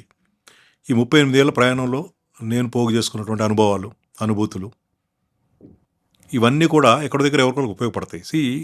గతంలో నా దగ్గర పనిచేసిన కొంతమంది ఆఫీసర్స్, వాళ్ళకి వృత్తిపరమైన సమస్యలు కానీ, డౌట్స్ కానీ, సందేహాలు కానీ ఉంటే కనుక వాళ్ళు ఇప్పుడు రిపోర్ట్ చేస్తున్న ఆఫీసర్స్ కన్నా నాతో డిస్కస్ చేయడానికి చాలా కంఫర్టబుల్గా ఉంటారు. అంటే కొంతమంది నా దగ్గర ప్రొవిజన్స్గా మొదలుపెట్టిన వాళ్ళు, క్యారియర్ చేస్తున్న వాళ్ళు, అరే మీ ఆఫీసర్స్ లేరు ఎందుకు మాట్లాడంటే, సార్ మీతో అయితే కొంచెం మేము కంఫర్టబుల్ సార్, కేసు ఈ విధంగా ఉంది, ఏ చేస్తే బాగుంటుంది అంటారు, నాతో మాట్లాడతారు. అది సో నా రిటైర్మెంట్ ఇట్లాంటి వాటికి అడ్డం కాదు. Okay, so they continue to take my guidance or whatever it is. నేను ఈ ఎక్స్పీరియన్స్ వేస్ట్గా పోతుందని నేను అనుకోవట్లేదు. నేను ఆమె qualified law graduate, oh wow, నేను లాయర్ని, అడ్వకేట్ని కాదు. లాయర్ అంటే లా చదువుకున్న ప్రతి వాడు లాయరే. లాయర్, ఎన్రోల్ అయ్యి ప్రాక్టీస్ చేసేవాడు అడ్వకేట్. yes. ఏమో క్రమంగా అడ్వకేట్గా రూపాంతరం చెందుతాను, చూద్దాం. సో మీరు ఆర్గ్యుమెంట్ లో కూడా విన్ అయ్యే ఛాన్సెస్ ఎక్కువగా మెండుగా ఉంటాయి. ఆర్గ్యుమెంట్లో విన్ అవడం కాదులే, కానీ ఇటువైపు నుంచి వచ్చాను కాబట్టి ఇన్వెస్టిగేషన్లో ఎటువంటి పొరపాట్లు జరుగుతాయి, ఏం జరుగుతుంది. సపోజ్ నేను క్రిమినల్ సైడ్ నేను ప్రాక్టీస్ మొదలుపెట్టాను అనుకో, మా వైపు నుంచి ఎటువంటి లోటుపాట్లు దొరుకుతాయి అనేది కొంచెం బెటర్గా తెలిసే అవకాశం ఉంది.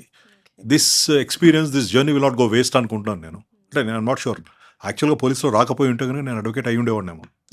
మా నాన్నగారికి చాలా ఇష్టం నేను అడ్వకేట్గా చూడాలని.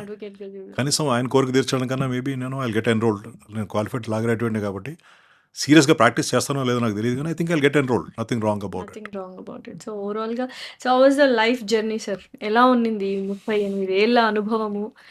ఎంతో మంది క్రిమినల్స్ చూసుంటారు, అందులో నిజంగానే మారి మంచి వాళ్ళలాగా లైఫ్ లీడ్ చేస్తున్న వాళ్ళు ఉన్నారు, అండ్ కొంతమంది క్షణికావేశంలో క్రిమినల్స్గా మారిపోయిన వాళ్ళు ఉంటారు, కొంతమంది ఎన్నో ఇయర్స్ నుంచి అదే వృత్తిలో ఉంటారు. రకరకాల వాళ్ళతో డీల్ చేస్తున్నప్పుడు do you try to change them? The entire గోలే అది కదా. ఇప్పుడు చెడ్డవాళ్ళందరూ చెడ్డగాలుగా ఉండి కొత్త చెడ్డవాళ్ళు వాళ్ళు ఏడైతే వాళ్ళు నంబర్స్ పెరుగుతాయి. అంతే. ఒకసారి తప్పు చేసిన వాళ్ళు, క్రైమ్ చేసిన వాళ్ళు, చెడ్డవాళ్ళు, they should reform. The very idea మన క్రిమినల్ జస్టిస్ సిస్టంలోనే ప్యూనిటివ్ కాదు, అంటే పనిష్ చేయడం కాదు దాని ఉద్దేశం, రిఫర్మేటివ్. అంతే. వాళ్ళని సంస్కరించడమే మన వ్యవస్థ ఉద్దేశం. అందరూ మారిపోతారని చెప్పగానే చాలామంది మారుతారు ఫర్ 2 రీజన్స్. చాలామంది క్రైమ్కి రిసార్ట్ అయ్యేవాళ్ళు యంగర్ ఏజ్లో చేస్తారు. ఉడుకు రక్తం, వేడి, కోపం, ఆ ఫిజికల్ ఎజిలిటీ, ఎబిలిటీ అంతే. ఇవన్నీ ఉంటాయి. ఉమ్. క్రమంగా ఏజ్ బయటపడ్డా యంగర్ డేస్లో వాడు ఏముంది, నెల 2 నెలలు 3 నెలలు 4 నెలలు జైల్లో ఉన్న పెద్ద పడుచుకున్న వాళ్ళు ఉండరు. అవును. వాడికంటూ కుటుంబం ఏర్పడి భార్య పిల్లలు ఉండి ఇవన్నీ తర్వాత వాడు కూడా ఆలోచిస్తాడు, నేను మళ్ళీ క్రైమ్ చేస్తే గతంలో 6 నెలలు జైల్లో ఉన్నా, ఏడాది జైల్లో ఉన్నా, ఇప్పుడు నేను ఏడాది జైలు వెళ్తే నా పిల్లల్ని నేను చూసుకోలేను. ఉమ్. ఇటువంటిది వస్తుంది. దాదాపు 100-80% చేంజ్ అవుతారు వీళ్ళు. కొద్దిమంది హార్డన్గా ఉండిపోతారు వాళ్ళు బాధ్యత లేకుండా. మన సిస్టమ్ ప్యూనిటివ్ కాదు, మనం రిఫర్మేటివ్. వాళ్ళు నిజంగా కూడా చాలామంది మారుతారు. కారణాలు అనేకం, కుటుంబము, బాధ్యతలు, ఏజ్, ఉమ్. లేదు ఆర్థికంగా కొంత స్థిరపడటం, లేదు ప్రత్యామ్నాయ మార్గాలు వాళ్ళు సర్వే అవ్వడానికి దొరికినప్పుడు they'll change. To my knowledge 70-80% change అవుతారు. So it's a huge percentage. Each percentage అంటే మళ్ళీ కొత్త వాళ్ళు జాయిన్ అవుతారు కదా. క్లబ్లో పాత వాళ్ళు అలాగే ఉండి కొత్త వాళ్ళు జాయిన్ అయితే క్రైమ్ చేసే వాళ్ళు రేటు పెరిగిపోతుంది. ఓకే. ఇది ప్రవాహం, ఇది పాత నీరు కొట్టుకుపోతుంది, కొత్త నీరు వస్తుంది దాంట్లోకి. నిజంగా ఈ సైకోపాత్ కిల్లర్స్ అనే వాళ్ళు ఉన్నారు అసలు. అంటే వితౌట్ ఎనీ మోటివ్ వాళ్ళకు సైకలాజికల్ డిజార్డర్ వల్ల, సైకలాజికల్ స్ట్రెస్ వల్లను చంపేస్తూ ఉంటారు సైకో కిల్లర్స్.